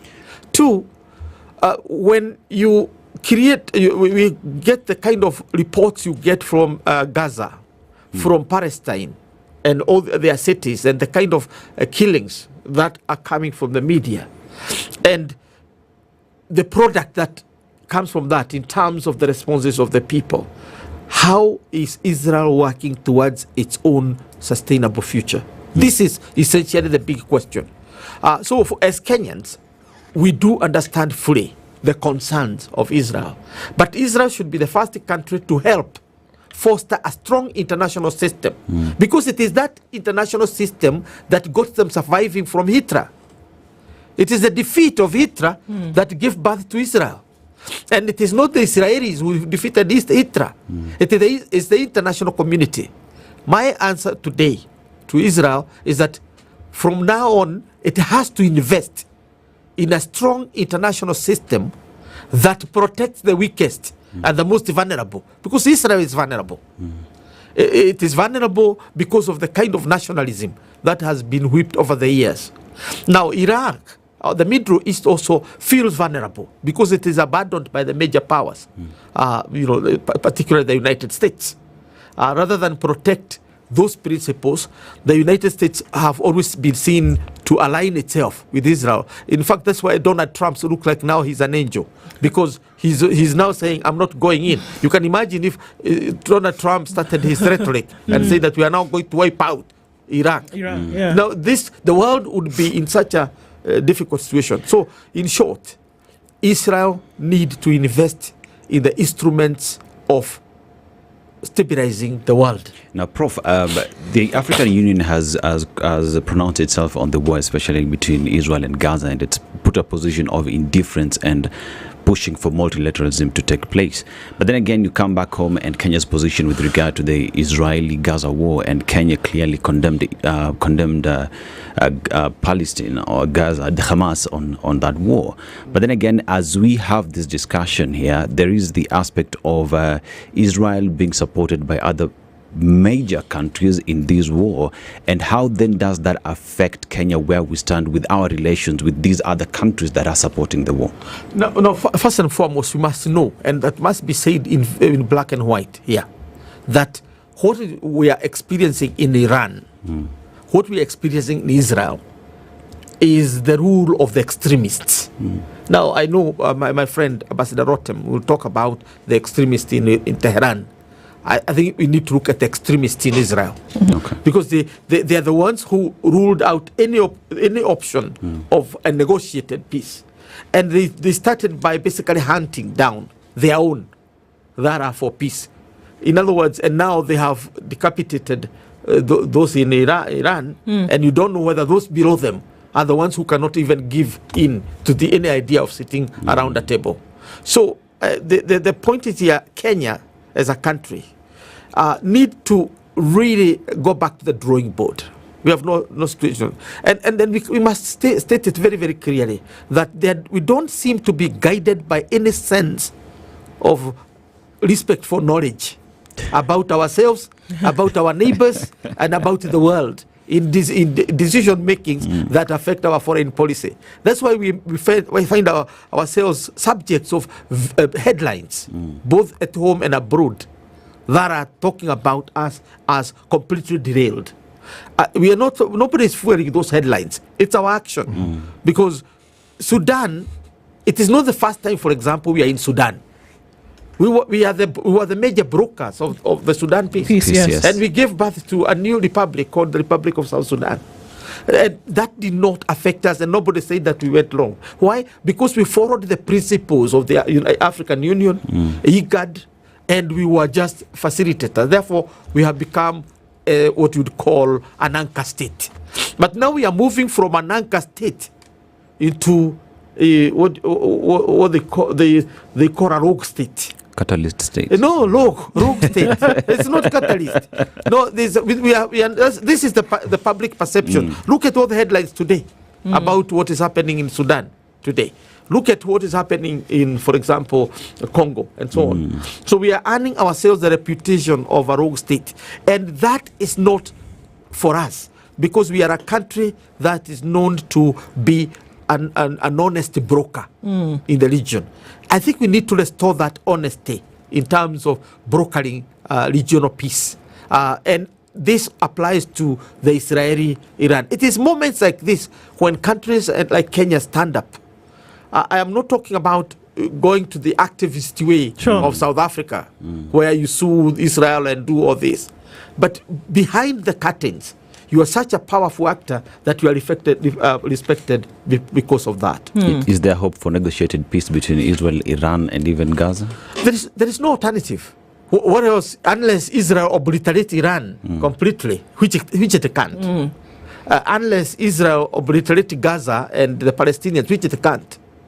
Because if the world was able to, if Hitler and his followers were able to obliterate the Israelis, then they would be long gone. The Russians, particularly the Romanovs, were on the Jews. They tried to obliterate them. We read the scriptures, the Bibles and others. It's all about trying to exterminate Israel. Was Israel destroyed? No. It has come back. So will Iraq be destroyed? Will Iran be destroyed? No. They will all survive. The only alternative we have is to walk back to a multilateral system where we operate on the principle of collective security, not unilateralism and preemptive attacks. Indeed.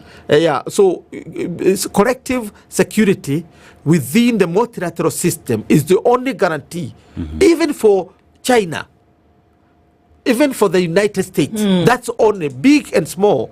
It is collective security within a multilateral system. That's the only way to go. That's the only way to go. And perhaps we'll see that the conversations in the coming weeks, months will head in that direction. And we can't be the proverbial ostrich saying that, well, not my forest, not my monkeys. It's part of the conversations that we must have. And that's why we do them here. Professor Peter Kagwanja is the CEO of the Africa Policy Institute, and previously Ambassador Michael Otum joined us in this conversation. Thank you for being here this morning, Prof. Thank you. Asante Sana, good morning at 9:01.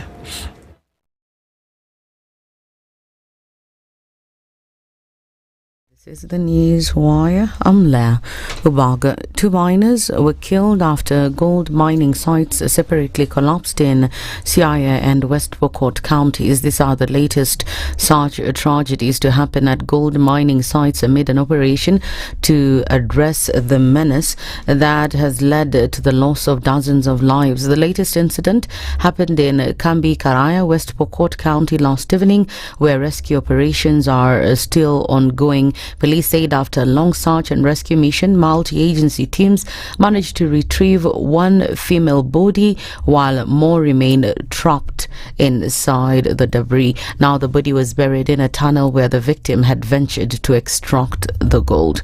Central Police Station OCS Samson Talama and Police Constable James Muhwana have petitioned the High Court to hold their prosecution in connection with the murder of teacher and blogger Albert Ojwang while in police custody. Represented by lawyer Dunstan Omari, the officers argue that their arrests by the Independent Policing Oversight Authority are premature and procedurally flawed, asserting that an inquest should precede any criminal proceedings. They claim that bypassing this process undermines due legal procedure and could impede the pursuit of justice. OCS Talam maintains that he was not on duty when Ojwang was detained, having delegated responsibilities to his deputy. This event comes as 3 other suspects arrested in connection with the murder are set for arraignment today. Elsewhere, Busia Senator Okum Tata says Okoh cannot carry out the investigations into the murder of blogger Albert Ojwang. Speaking on SpiceFM, Tata said this is because the authority has failed to prove that it's an independent inquiry. We need a very, very thorough inquiry that IPOA cannot carry out. Maybe a judicial inquiry or a parliamentary inquiry. You saw IPOA, first of all, in the first press conference, you saw my friend Hassan standing shoulder to shoulder with this killer cops. So what was he doing there in that press conference? If he was really an independent investigator, what was he doing there? Number two, you need to ask yourself, how are these people appointed to IPOA, the so-called IPOA, the commissioners, or the leaders of the IPOA? Look at their history. These are people who cannot unearth this problem. I would have been very comfortable with the internal affairs unit of the police, which was more equipped to deal with the police issues. And Nyamira Senator Okongo Omogeni has strongly criticized the government's plan to raise funds to empower different groups in various parts of the country. Speaking at the Bomondo area, Omogeni described the plan as discriminatory, considering that other areas are not benefiting from the plan. Meanwhile, Senator Omogeni has deplored the incident of teacher Albert Ojwang being killed at the hands of police officers, calling on President William Ruto to ensure that the main perpetrators of the brutal killing are taken to court. Senior officers in the police department who are suspected of being heavily involved in the murder are being questioned. Profesa Kiti, hali zingine kienda huko unaenda na pikipiki unafanya empowerment kwa watu. Sisi ukikuja hapo kufanyia jamii ya Mouzi madharau. Kwa saa hii tunalipa kodi kama watu wengine. Hao namna gani? Kwa hivyo ukitembea Kisii, tenda kwa Mkisii yale ambao wanatenda katika kaunti zingine. Na sisi kama wazazi, hata kama ni mtoto wako Mheshimiwa William Ruto ama Mheshimiwa Murkomen, huwezi kufurahia mtoto wako apewe kutoka Homa Bay afanyiwe mateso au wawe kinyama. Kwa hivyo tunaomba hata kama ule alihusika hapo juu kiasi gani, tafadhali wachukuliwe hatua. That's the news wire. I'm Lea Obaga.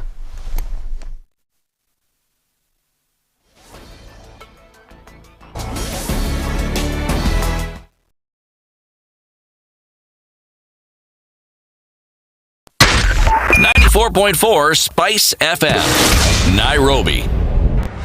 The following takes place from 6 a.m. to 10 a.m.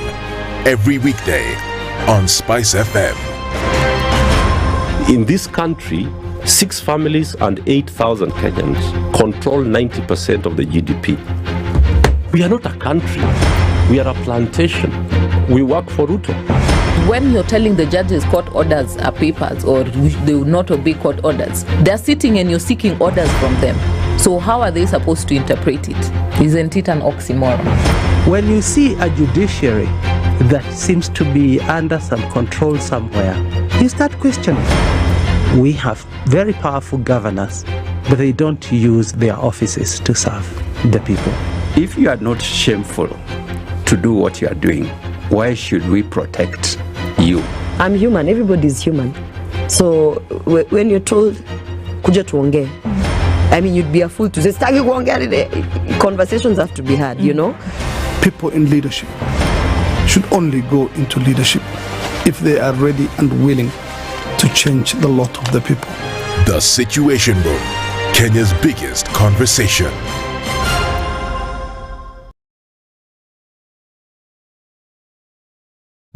All right, quick look at what's happening now. It's been a pretty busy morning, so I think we're okay for most part of it.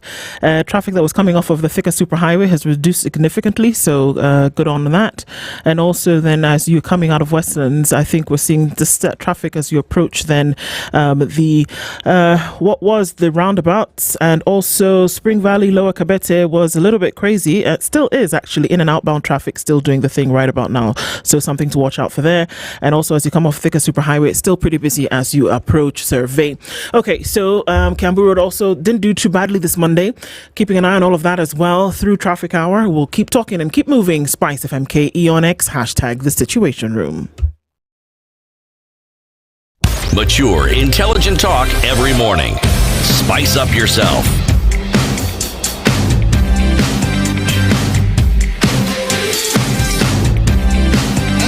Mornings done right. 94.4 Spice on Facebook, YouTube, and on X, and you continue with us on KTN this morning. Audiences around listening into the Situation Room. This is Kenya's biggest conversation on the 16th day of June. It's 7 after 9, and into the final conversation this hour, and we'll get into that just as we do. Are you passionate about creating a better future for Kenya? Is your answer yes? Well, you're not alone, because I&M Foundation is the social investment arm of I&M Bank Kenya, and for the past 5 years, the I&M Foundation has been making a real difference, investing significant amount of 2% of the bank's annual profit. It's the highest commitment in the Kenyan banking sector, with impactful programs. So their work focuses on vital areas, and the big ticket item is environmental conservation.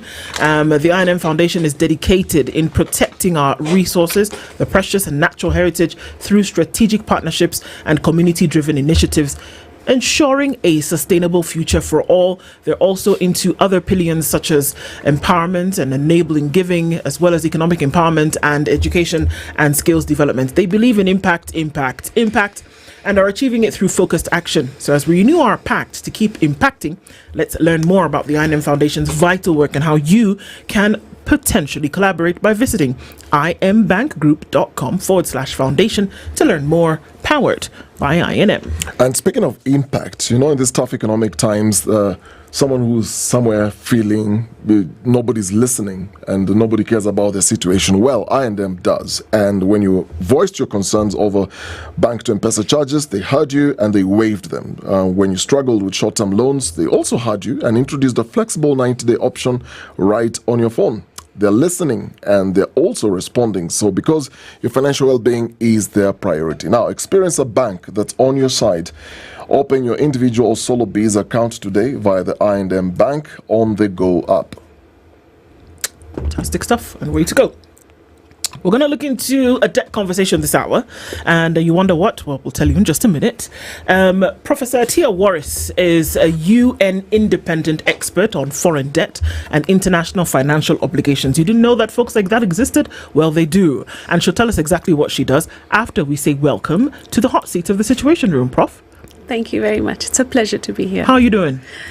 I have a cold, but I'm good otherwise. Thanks for asking. The weather is doing a doozy on many people. So we'll wish you the best. The seat is hot, so hey, for at least this hour, we can keep you warm. We are glad to have you in the chair this morning, and a number of issues that we'll be looking into and discussions that we'll be having around. But we want to welcome you in distinct Situation Room fashion. Dennis is going to tell us what country you are in this week, and we normally get different proverbs from different countries every week. Okay. And we'd like to get your interpretation of what Dennis will share.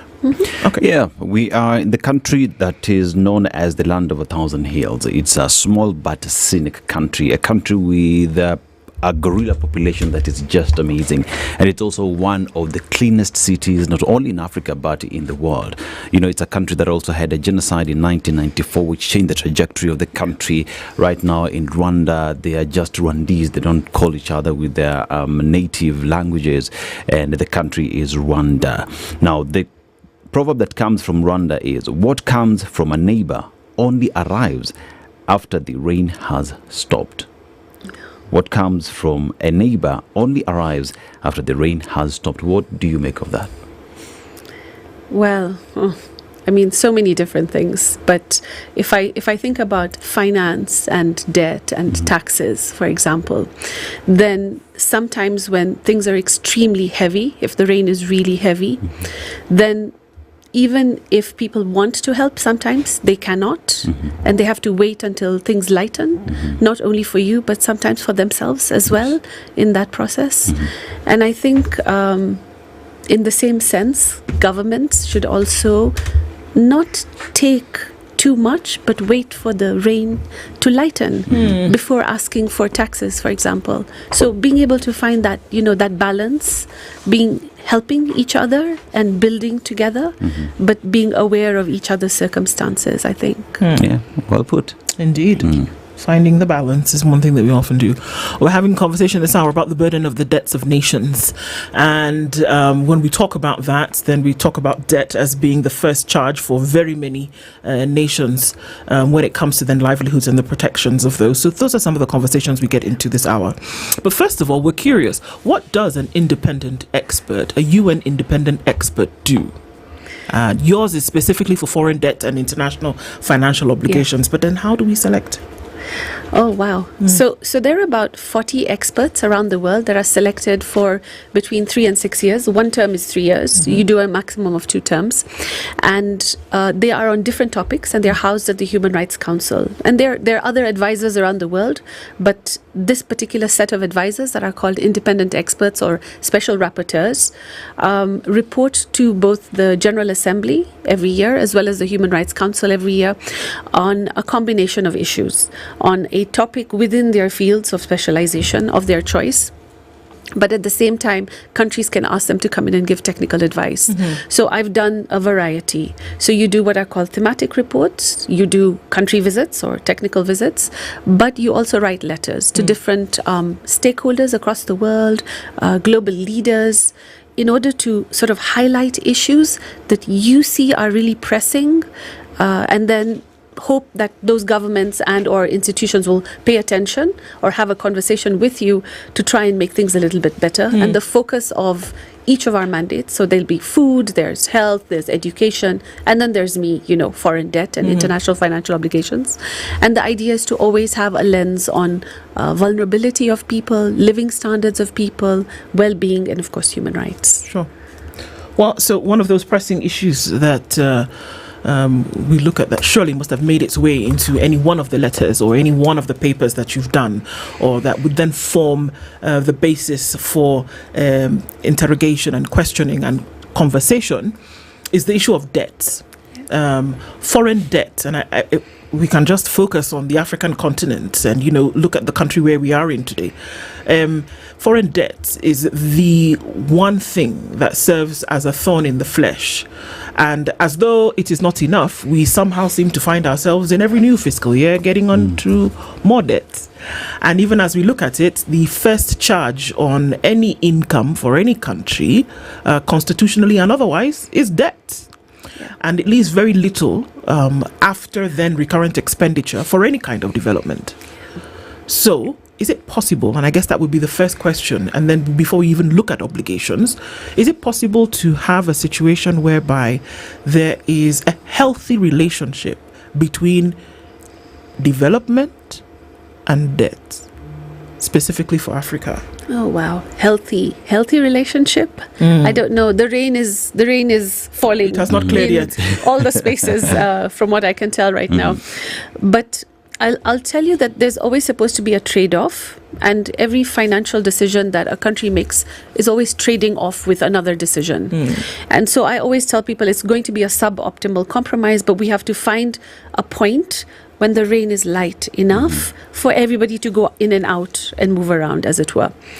So when I look at debt and development, some of the conversations I've had at global level is about making sure that development and going further into poverty is not compromised by debt repayments. And these are public statements that have been said by many member states across the world. The one that comes to mind right now is, for example, Germany. 2 years ago, the German government made a statement during my presentation to the Human Rights Council and have been very consistent. They said, you mustn't allow debt repayments to compromise human rights and development is, of course, the right to development. So very much part of it. So you have to find the balance, but you have to have the stakeholders in the game being willing to come to the table. So if I give you the example of Zambia, when Zambia was having a financial crisis, it took them 4 years to renegotiate their debt, but Ukraine took 4 months. So there are conversations around why are stakeholders so willing to come to the table for one type of country and not another. And I have to tell you that there were allegations of discrimination and potential racism in some of those conversations between why it's so quick for some and so slow for others. Because how is the country at war able to leverage so quickly?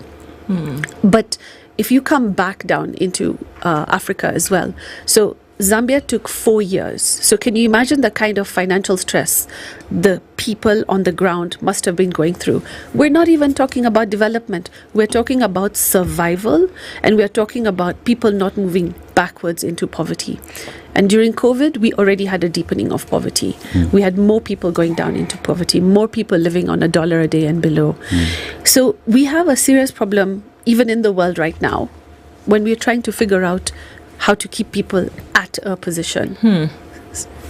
I mean, you look at, global finance generally speaking, and you can demystify this if it's not true. You've talked about financial stress, survival for the country that you mentioned.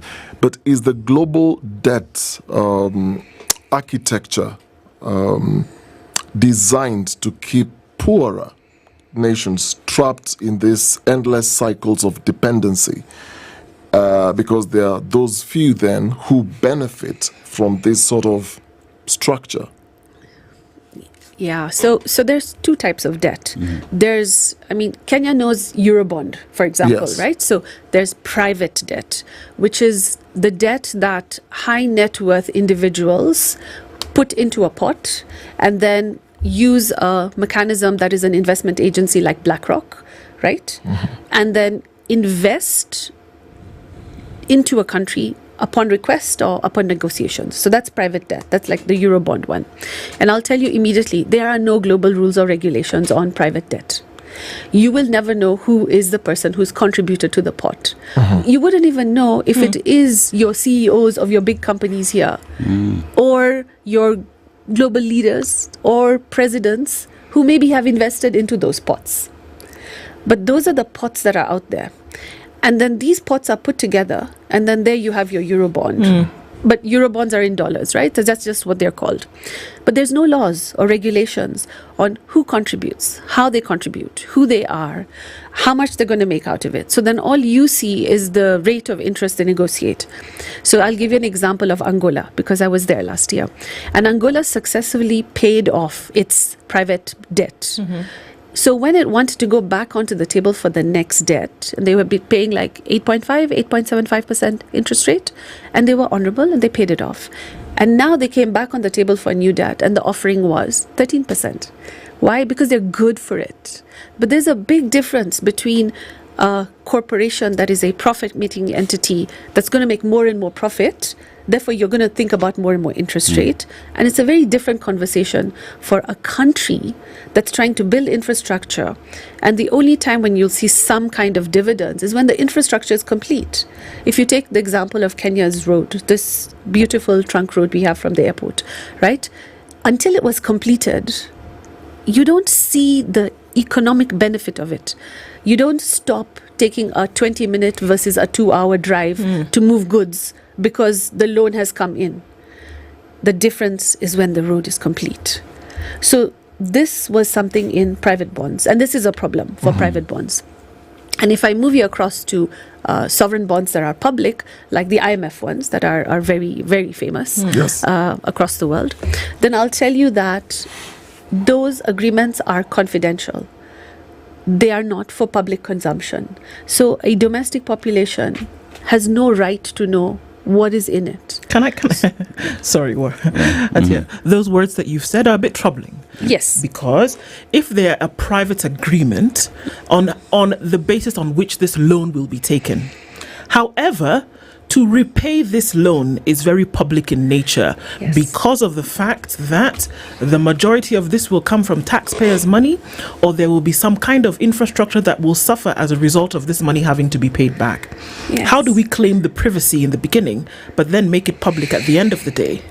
So that's like the $1 million question in debt. So I'll tell you that at the Financing for Development negotiations that are going to be concluded at the end of this month in Seville, a creation of a global debt framework agreement is the biggest issue on the table because of, amongst other things, what I've just talked about. Because that's just it. So I will be a government. I will come into power. I will reach out for loans, right? Then I will get a loan. You will not know about it as citizens in that country. And then 5 years later, we've not even begun repaying interest rates. Forget about the principal. And then I lose the next elections, right? 5-year cycle, and I'm out. But then the repayment cycle then starts after I've left. So this new government comes into power, whoever the new government is. There is no debt list. There is no list of, here's my handover notice, like when you change jobs, saying, here are all the loans we took, here are the ones we inherited from previous governments, here's the repayment schedule. You don't get to see that until you come into power. So it's like a catch-22. Those are the global rules. So we need to change those global rules. So this is not a Kenya-specific problem, which I think is something that often Kenyans feel, right? That they're the only ones in that issue. This is a global problem. These agreements only come out into the public domain when they're leaked. We have to change that because you're absolutely right. 6 years later, 5 years later, we are now being asked to pay more taxes to pay off the loan. But now, if you invested in the infrastructure properly, in the ideal situation, your investment into the infrastructure is what should be automatically generating the increased revenue. Government should not have to look for more taxes. That's the rhythm of the debt agreement. So if you don't put that rhythm into place properly, then you have the situation which you see in many countries where when those times for repayment come in, and last year Kenya was a real test, right? Because we went through incredible strain with the extraction of resources in order to pay off the debt, right? And I don't think anybody did not feel that, right? So if investment takes place well, then the economy is supposed to already generate this. Then you shouldn't have more taxes. But then remember, we had COVID, right? COVID landed in the middle of all of these debt cycles. And nobody's economy responded the way they should, could, would, whatever. So none of the economic data right now, simply because of COVID, actually makes any logical sense on anybody giving a loan or getting a loan at global level. So that's sort of the mess as it is we are in, and we haven't come out of it yet globally. There is the question of the international debt institutions, financial institutions and their rules.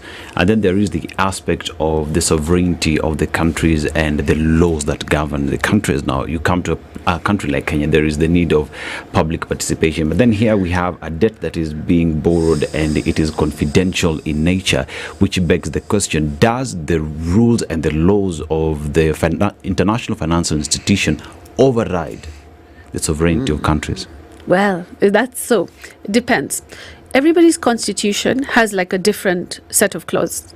So when you talk about the sources of law, some countries put their constitutions at the top, and then some of them list treaties next, right? So it depends on where you put it as a source of law.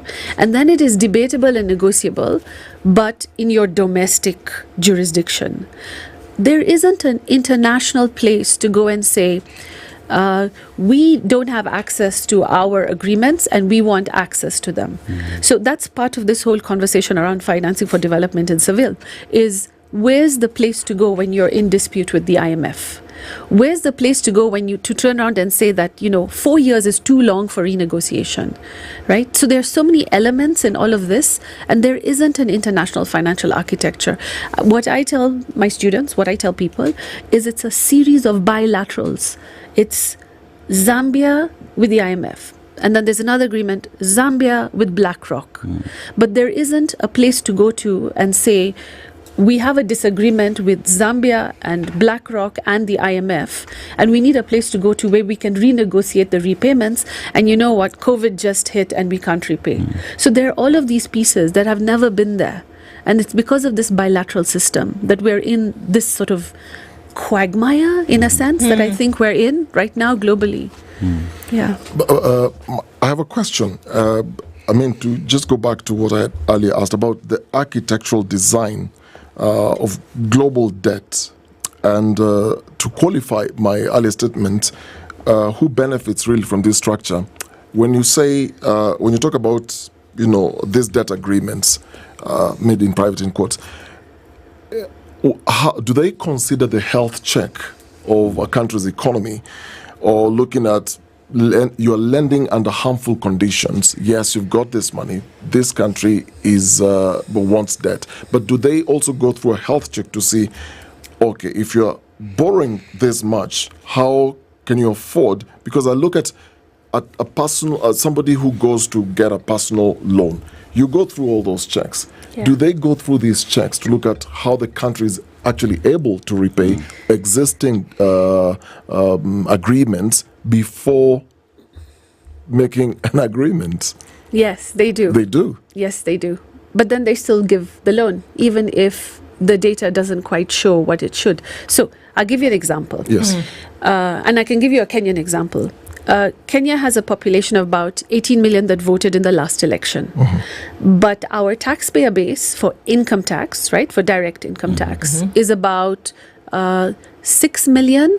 And those that actually submitted, I may be right or wrong, averages between 3.5, 4.5, some defaulting in millions. The question is if I'm the IMF and I'm giving a country a loan, then wouldn't I want the tax base to be widened? You would. But they don't actually ask for that. What they ask for is VAT. So the presumption is that the IMF or BlackRock really care about what rules you put in place in order for your country to develop and get better. The reality on the ground, from what I see across the world, is they want to know how quickly you're going to pay them back. The bank doesn't care which job you have. What it cares is that you can pay off your interest rate and pay off your mortgage, and then you get your house. In a sense, it's almost the same sense of thinking. Nobody cares whether you built the road properly. That is not what they care about. What they care about is, can you pay the interest rate? And the thing is when you're putting pressure on an economy, they don't start looking to see whether you widened your income tax base. What they look is, what's the easiest way for us to collect taxes? The easiest way, unfortunately, is indirect taxes, is what we call regressive taxes. Taxes on VAT, on ugali, on oils, because all you have to do is go to that one manufacturer or set of producers or shopkeepers who are already on your grid, and then you scoop. So what they care about then is the bottom line for them. For the IMF, yes. But it's dressed up as though it's kind of like a big brother kind of thing. Well, we'll lend you the money, but we want to make sure that, your taxes are up to scratch, you have an education policy that works, and that you're taxing more people. Is it pretense? I think they have a set of indicators which they try to follow. Yeah. But there's also, in a sense, is also like a catch-22. They've already given you your loan, right? You need to pay it. If you didn't build X number of schools, you just need to pay it. Otherwise, here's the fallout of not paying back. The fallout of not paying back is your currency gets declared as junk status. So suddenly, last year we fluctuated 160 up and down shillings to the dollar, right? Yeah. Can you imagine if it hit 250? 3 years ago, I was in Argentina. I landed in the country in the morning. It was 248 pesos to the dollar.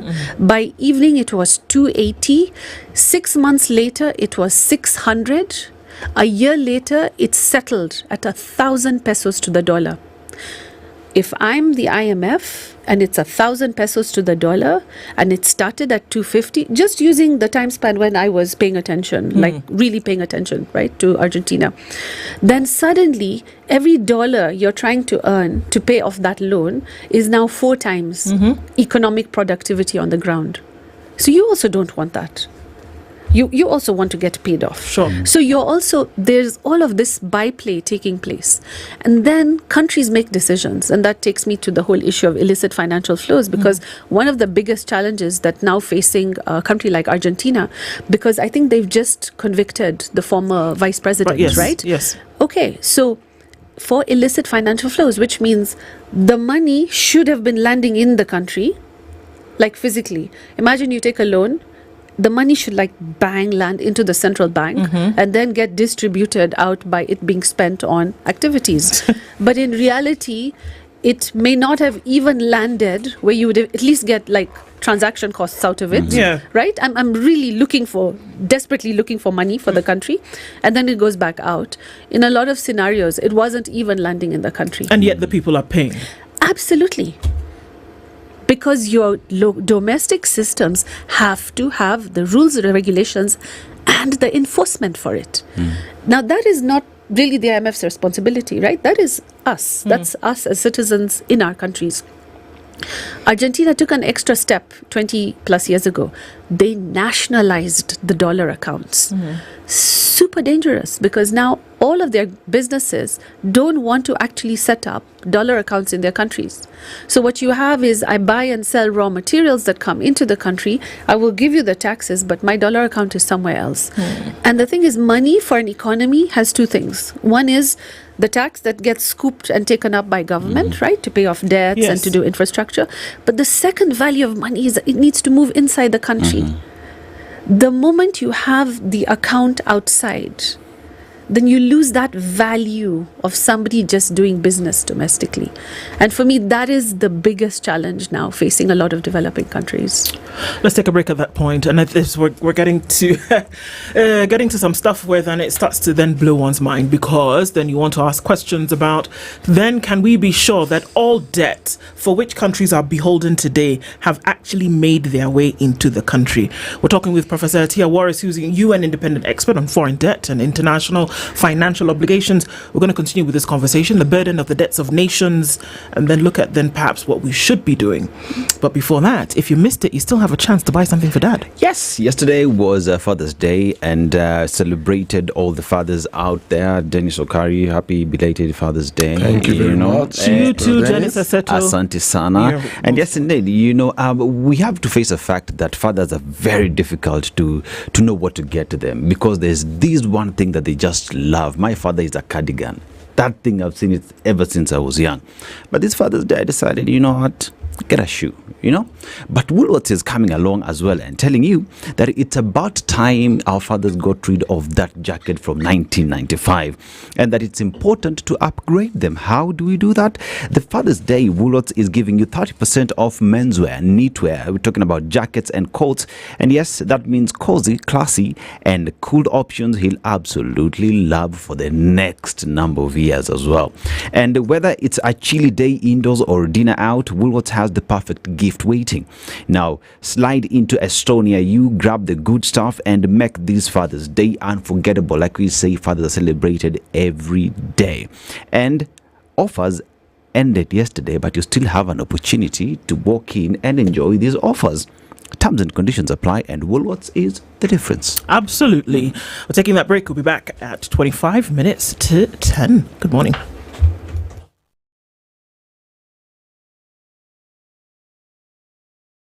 This is the Situation Room, the only way to start your day. This is not an announcement, it's a fact. To plant trees and protect our environment. To drive mentorship and education. To grow businesses with funding and training. To share with our communities. Since 2020, we've honored this pact.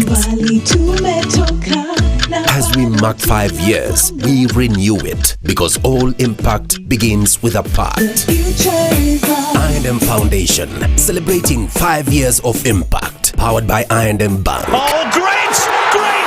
This June, the biggest Club World Cup ever held is here. The 2025 FIFA Club World Cup. Recharge your subscription on your current bouquet for 2 months and get upgraded free to the next higher bouquet for 60 days. A competition across the continent. 30 action-packed days of top-notch football from 32 best club teams from around the world. Recharge your subscription today to never miss a moment of a competition like never before. On the move, download StarTimes on and watch every goal, every moment, anytime, anywhere. StarTimes Sports, beyond passion. StarTimes, enjoy digital life. Okoh provides the inspiration for Leipzig. The weather with SpiceFM. All right, we're getting to sunny conditions in Nairobi this morning. Currently at 17. It is sunny at 17 in Nakuru and 17 and sunny in Nyeri. 17 seems to be the lucky number because that's what it is in Eldoret as well, and sunny. Mombasa is partly sunny at 26 and it's 26 as well in a sunny Malindi. 22 and sunny in Kisumu with sunny conditions at 22. In Kakamega, Kampala will be sunny through Monday, currently at 24, and it's also 24 in Dar es Salaam. 9 degrees and slightly warmer in Johannesburg, while Mogadishu at 26 is sunny, and it's a hazy morning in Addis Ababa at 18. Mostly cloudy at 25 in Lagos with 24 and sunny in Kinshasa. Afternoon Monday, 27 and sunny in Beijing, while it's 16 and sunny in Paris. Getting into the summer months, London also is 18 and sunny. We'll round things out to New York, where still Sunday night, cloudy at 16. Coming into Monday, highs of 20 and lows of 16.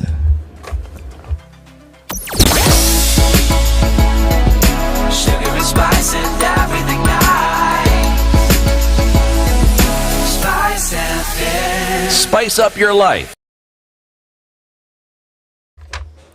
All right, we're coming out of traffic hour. It's been a busy Monday morning, and just a quick look at what is still cooking.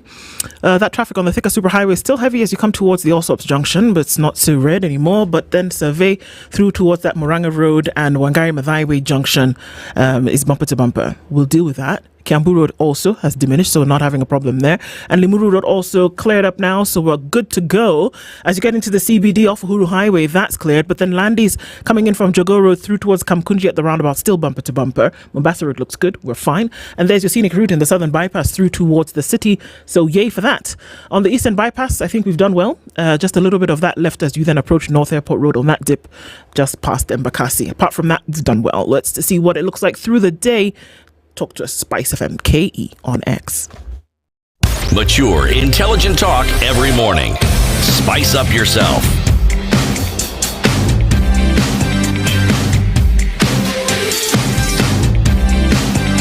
Mornings done right. 94.4. Our guest this hour. If you're just tuning in, our audience on KTN and also here on terrestrial radio around the country and our streams around the region and indeed the world, this is the Situation Room. And the situation of the debt of nations is what we're looking into. And as we went to the break, I thought to myself, oftentimes when we have these conversations, I mean, if you are not a scholar of international finance or even international relations, and so some of the rooms where we have these conversations, we tend to think that these institutions are made up of Martians and not humans. And that when they have these conversations about debt, it's almost like The Untouchables. I remember that movie. People that you actually cannot touch. But from what I'm hearing, it's individuals who sit in a room and make decisions. When we talk about credit ratings, they're private companies who decide that they can set up an index and decide that you as Kenya or you as Nigeria or you as South Africa, this is what we've decided the SI unit is. And if you fall short of it, well then, too bad for you. But because we are the only ones who are one of the few who make these decisions, then we are revered, and then we become the untouchable ones, and then we decide how you look. And we can decide to then also give that report to these people who give you money or don't give you money, or decide what the interest rates will be, or decide whether you should have structural adjustment programs for them to give you more money. But it seems like a big boys club that sits in a corner of the world that makes these decisions, and we seem to keep accepting it. And so the question is, why? I think fear of change is probably my biggest answer. but also the vested interests are so incredible. So you can imagine, you mentioned the credit rating agencies. So I have good news, right? Like we should have some good news. Yes. So the African Union has set up a rating agency. Which African Union? The African Union. Okay. All right. Our African Union. Yes. Which is, frankly, it's genius, right? And the entire time they were setting it up, the only thing I heard in the global north is, well, who's going to use it? I'm like, no, you're going to use it. Because you have to take the risk and use it, because it's going to be the only rating agency that is going to be a public institution. So the big four, as they were, in the United States, there are no rules or regulations in the United States for credit rating agencies. So these 4 rating agencies that are only registered in the United States are registered as regular companies, research, whatever entities it could they be are. Dennis and Dennis and Sons. Yeah. Duda? Exactly. It could be anything, right? So the thing is that that's how they're registered. So who's regulating them? There's nobody to regulate them. But it's a little bit more complex than that. Rating agencies don't actually care much about the countries, because rating agencies started within the United States to rate companies, right? And when they rated companies, then they would be rating them for banking institutions to decide whether you could take a loan or not. Fast forward, they were now being asked to rate multinationals. So for them to rate multinationals, because remember, they are paid, this is their job. They had to rate the country to get to the branch in the country. For that multinational. Yeah, Okay. so they don't charge countries. This is like free service they do in order to get to where they're being paid for. So it doesn't even matter, but they're using the same matrices, they're using the same indicators. And if you go and you ask them, have you used human rights indicators? Have you used well-being indicators? UNDESA has just developed last year a multi-vulnerability index that was agreed upon by all the least developing countries and the SIDS. But they're not using it. And if you ask them, can you change? It's like coming to me as a researcher and saying, you've kind of made this index and this is how you measured your data, but could you change it? I'll at least tell you, okay, let me have a look at it, and then we'll get back to you. But they turned around and said it's too much work and it's too much effort to change it. So you're right. Why should we be using them? Why should we allow an international body, institution, investment group that's going to invest in our countries to turn out and say, here's what this private company says you're good for? Because that's what it is. That's like me trying to simplify it without any reference to global rules. Right. Nobody turned around and said that we should only use them, but we are automatically only just using them. Yes, and it needs to stop. And de-dollarizing is part of that same conversation. The world made a decision, I think, before any of these developing countries we're talking about were even independent, and decided that the global reserve currency was going to be the US dollar. And if you look at my letters, I've written a letter to the General Assembly talking about the need to have more than one currency that they deal with. Because you see, all this conversation we've been having till now has been pegged to the shilling to the dollar, the peso to the dollar. Because somewhere, somebody in a room, frankly, a bunch of men, because there were no women in those spaces, made this decision. And now we're dealing with the fallout. And you can see now the decisions of one country has these incredible repercussions on the rest of the world, because they're not protecting that reserve currency concept for us. There is this matter that you've mentioned in terms of the offshore accounts, and this money is not getting to the countries. And one would argue that because it is a regime against the other, assuming a regime gets in and says, according to the law of the land, these monies ought to have hit a public account in the country, and because they did not, we choose not to pay that debt because we never used it. What exactly would that do to an economy of a country? Wow. So remember I said it takes you about 5 years. So it depends on a debt cycle, right? Some debts are 15 years, some are 30 years. So let's assume it's like a 15-year debt, right? Like your 15-year mortgage for your house, right?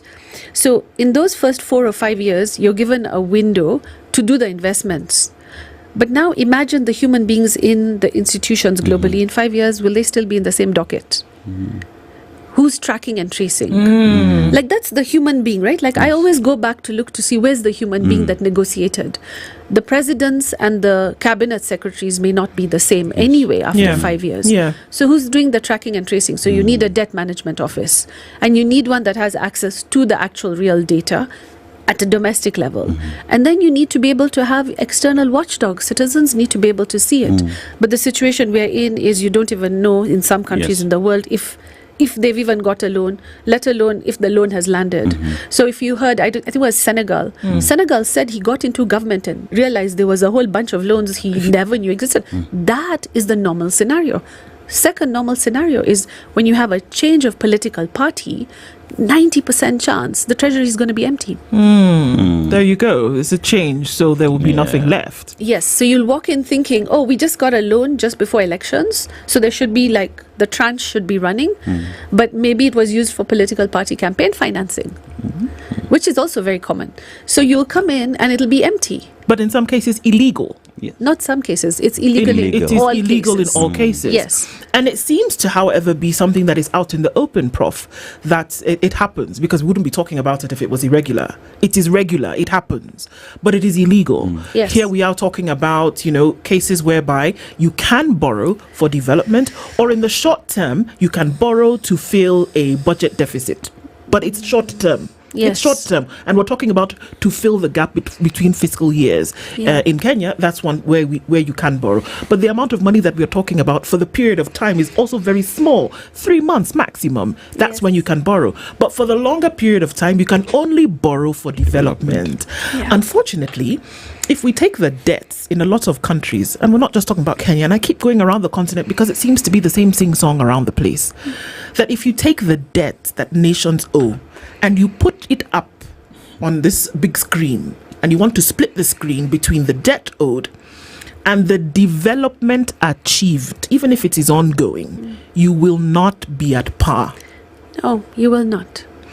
Now, in comes the question about odious debt. It's a very fancy word, sounds very sexy, we use it all the time. But what are we saying? That essentially there is debt that is owed for which we cannot see what it was used for. So essentially the nation does not owe that money. Yes, that is the argument. That's the argument around odious debt. Can nations actually sit up and say, well, we didn't use this money, so we're not going to pay for it? You yourself have said just a while ago that it's possible that loans were taken, but they did not actually, they were not domesticated, they were not domiciled. Yes. How do you deal with that? So I'm part of a global campaign, and I've written it in my reports to the General Assembly, to the Human Rights Council. We need to cancel debt. We need to cancel debt globally. And I say this with a lot of strength, but I have to tell you that it's super loaded, right? The challenge that I see facing most countries, if we break it down, is let's assume a country is 50 years out of independence. And let's throw in the fact that there's climate change, and then I'll talk about the Bahamas, right? Okay. So what you start to see is that the debt came in, nobody knows where it went, right? There's no effect on the ground. And if you throw in climate change, there may have been something that was built, but in the case like Bahamas, whole universities and hospitals got washed into the sea. Or you throw in things like carbon credits and things like that. Yeah, we can make this more fancy as we go along. And then you have this creation of carbon credits where you're like, oh, okay, you're polluting less than we are, so we'll pay you for that. But that means that the pollution still continues, so there's no real change. And so what I see is the development of what people are calling innovative mechanisms of debt, like debt nature swaps and debt climate swaps. So these are now becoming more current because the bigger budget structuring ones are not coming through. Big infrastructure debts are out completely. Nobody has the cash in the global north and or China now for that. So what you have is a situation where they're looking to fund projects and programs. And then there's a thing called mitigation and adaptation, which is really interesting because mitigation means you're going to reduce the temperature back to something and you're going to drop the sea levels back to something. And I'll tell you that cool the earth. Sub-zero, but I sit in rooms with climate specialists and I only ask them one question. We're now on COP 28, 29, 30. Right? please tell me which financial intervention that people have come to people like me for that has actually even stopped the temperature rise. Let's forget about taking it back down, or stopped the rising sea levels, or taken it down. Because for me, this is the biggest challenge facing debt or tax or illicit financial flows, which you're also alluding to, is it has to have an effect. What's the effect?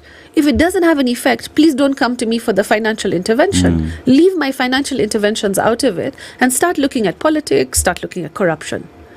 Right? So those are the conversations I think people really need to sort of center focus, because that's where I have a challenge. But if I take you to illicit financial flows, there are about 90 tax havens, overseas territories. In Kenya, we have the Nairobi International Financial Center, but we don't really know what's happening there, right? But if I take you to these other countries in the world, like Bahamas is known to be a tax haven or a secrecy jurisdiction. And the problem is that you can only see the first transaction when it lands. So say, and there was a huge controversy with ODA as to whether or not you could use a tax haven to send ODA to a country. And that came about because you couldn't see it come. Because global financial data only shows you the first transaction. Being what? From Atia Associates to Do Enterprises. Okay. Yes. Okay. And then if Do then sends it to Da, we're not going to see it. The banking system will only show this and in a different space show the other one. So if you're only seeing one transaction from Switzerland to the UK, but it's Kenyan money that landed in Switzerland that then moved to the UK, then you see, you won't see where the money is coming from. That's why in the beginning I said, you don't even know who the high net worth individuals are, who are investing in the BlackRocks and the JP Morgan Chases of the world, who are then pulling the money together for the private bonds that are then being given.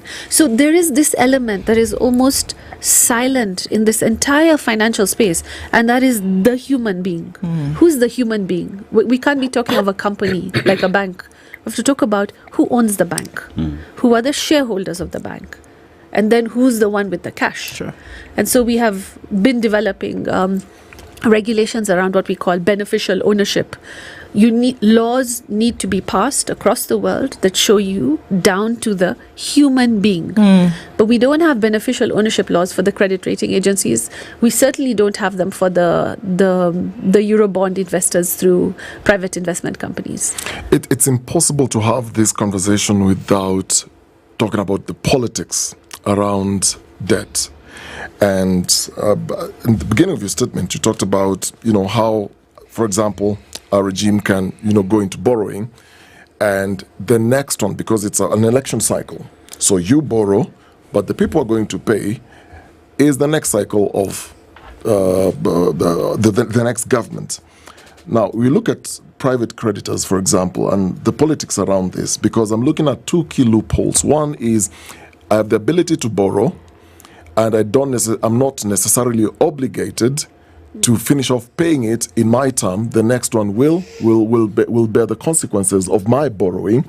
Two is the secrecy around it, that it's not too clear what exactly I'm borrowing for, but in comes to now repaying, now it's all clear, this is how much we owe. The question that I have is, because we look at private creditors resisting restructuring these deals, and there's always a conversation, how do we restructure this debt repayment?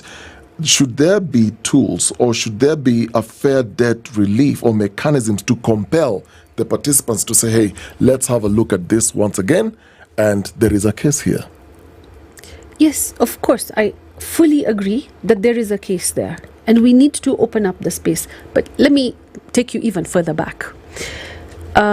Africa and Asia went through slavery and indentured labor, which meant that we lost millions of people into the sea through forcible transfer.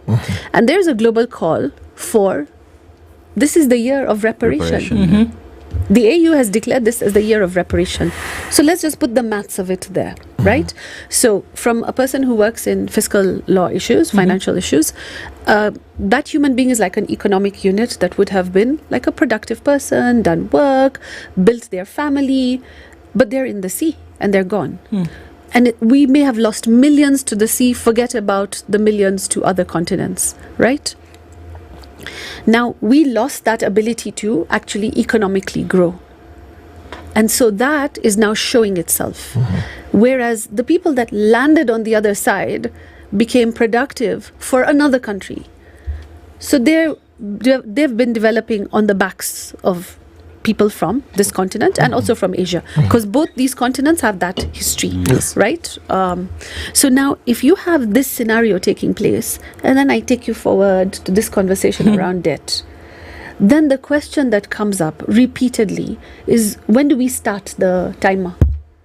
When do we say we are ready? And remember that I'm the only professor of fiscal law on the continent. So we don't have people. We haven't had people who even understood the nuances. I remember when Kenya got independence, I think it's even in the school books, that we didn't even have a water and sanitation engineer for the city of Nairobi for like a super long time. So we've had to build our capacity, right, as a continent. So for 40 years, people have been taking advantage of us, or 50 years. And frankly, one person is not enough for 50 plus countries anyway. Right? So 1,000 hearts. Yeah. Yeah, but we're just doing this basic math all the time. I mean, for me, I just do here's the math that's facing us, right? Yeah. So now I take you to your question, is we now have a system of secrecy, and I'll tell you that it is public knowledge, it's published everywhere, that the United Kingdom's colonial office documents, they had a problem. They had some countries that asked for independence, and there were others that didn't. And they didn't know what to do with them.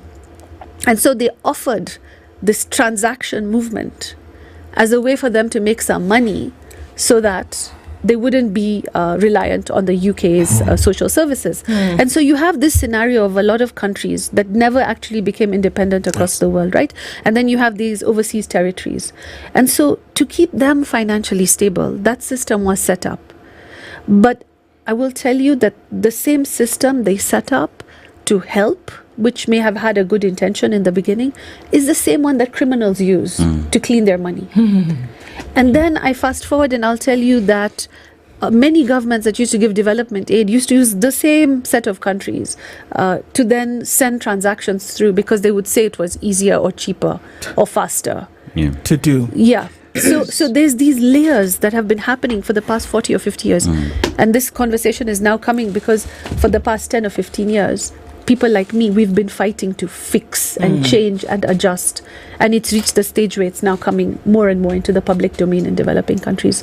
So one is that, the transaction bit, right? The second is your secrecy issue. And the secrecy issue is there because how else would you get an edge and compete with other countries? Like if you have the Isle of Man or the Jersey Islands, I mean, and this is public knowledge, right? Or you have Mauritius, or you have Morocco or South Africa, right? Like what's going to give them the edge? And so these countries decided to give each other a different kind of edge. So the example I love giving, and I love the Irish, they love me, but I always give this example, is in Ireland, you will pay less tax if your company is registered for research and development. And one of the famous cases that sort of opened up the illicit financial flow conversation was about Chiquita Bananas, because Chiquita Bananas research and development arm, it's a Brazilian banana company, were registered in Ireland, where you pay less tax for research and development. And I remember sitting in Ireland in their government, and I remember doing this in other places and saying, show me where the bananas are growing. Yeah, show me. Just That's that. it. It's just on paper. It's just on paper. But it's the paper trail, right? But that is what is for me so fascinating. So you've talked about secrecy. So secrecy allows it to hide. Yeah. And the tax rate is what attracts it. And recently there was this whole global problem with Apple. And Apple was registered in Ireland. And there was all of this tax issues popping up as well. And I love the Irish, but they actually increased their corporate income tax rate to 15% from 12.5%, where it had been like frozen for ages. Through that. And it was to respond to the fact that they were giving a preferential system. And so the conversations in my spaces are, tax should not be a point of competition, because tax is a point of survival of a country. So if we're going to say 25% is the corporate income tax rate, then it's got to be it globally, because everybody's got to eat. Now, if you got something else going for you, like your fabulous population, well-educated, whatever, then let that be competition. But let's not compete on what it takes for a country to just survive. And definitely a conversation that I think, just as you say, it's important that we do. Maybe the next one will be a tax conversation because it's absolutely necessary. Thank you for being here this morning because, my goodness, some of the things that we're unable to unearth by us having conversations then are invaluable. Professor Tia Warris is a UN independent expert on foreign debt and international financial obligations. It's been our conversation this morning. Dennis, remind us where we're going to go shopping quickly. Go shopping at Woolworths, and because it is so hard to shop for dads this year, we've got the cheat code. Let's make this Father's Day iconic. Others who have not, make sure you do that. Now Woolworths is giving you 30% off men's sleepwear, knitwear, jackets and coats. So whether your dad is stay cozy or type that steps out looking sharp, you'll find all that you need at Woolworths. Let's make this Father's Day extra special. Visit your nearest Woolworths store and get him something he low-key and high-key brag about. Terms and conditions apply, and Woolworths is the difference. Fathers need to smile every day. Good morning. At 10:01, this has been The Situation Room. We'll talk again tomorrow.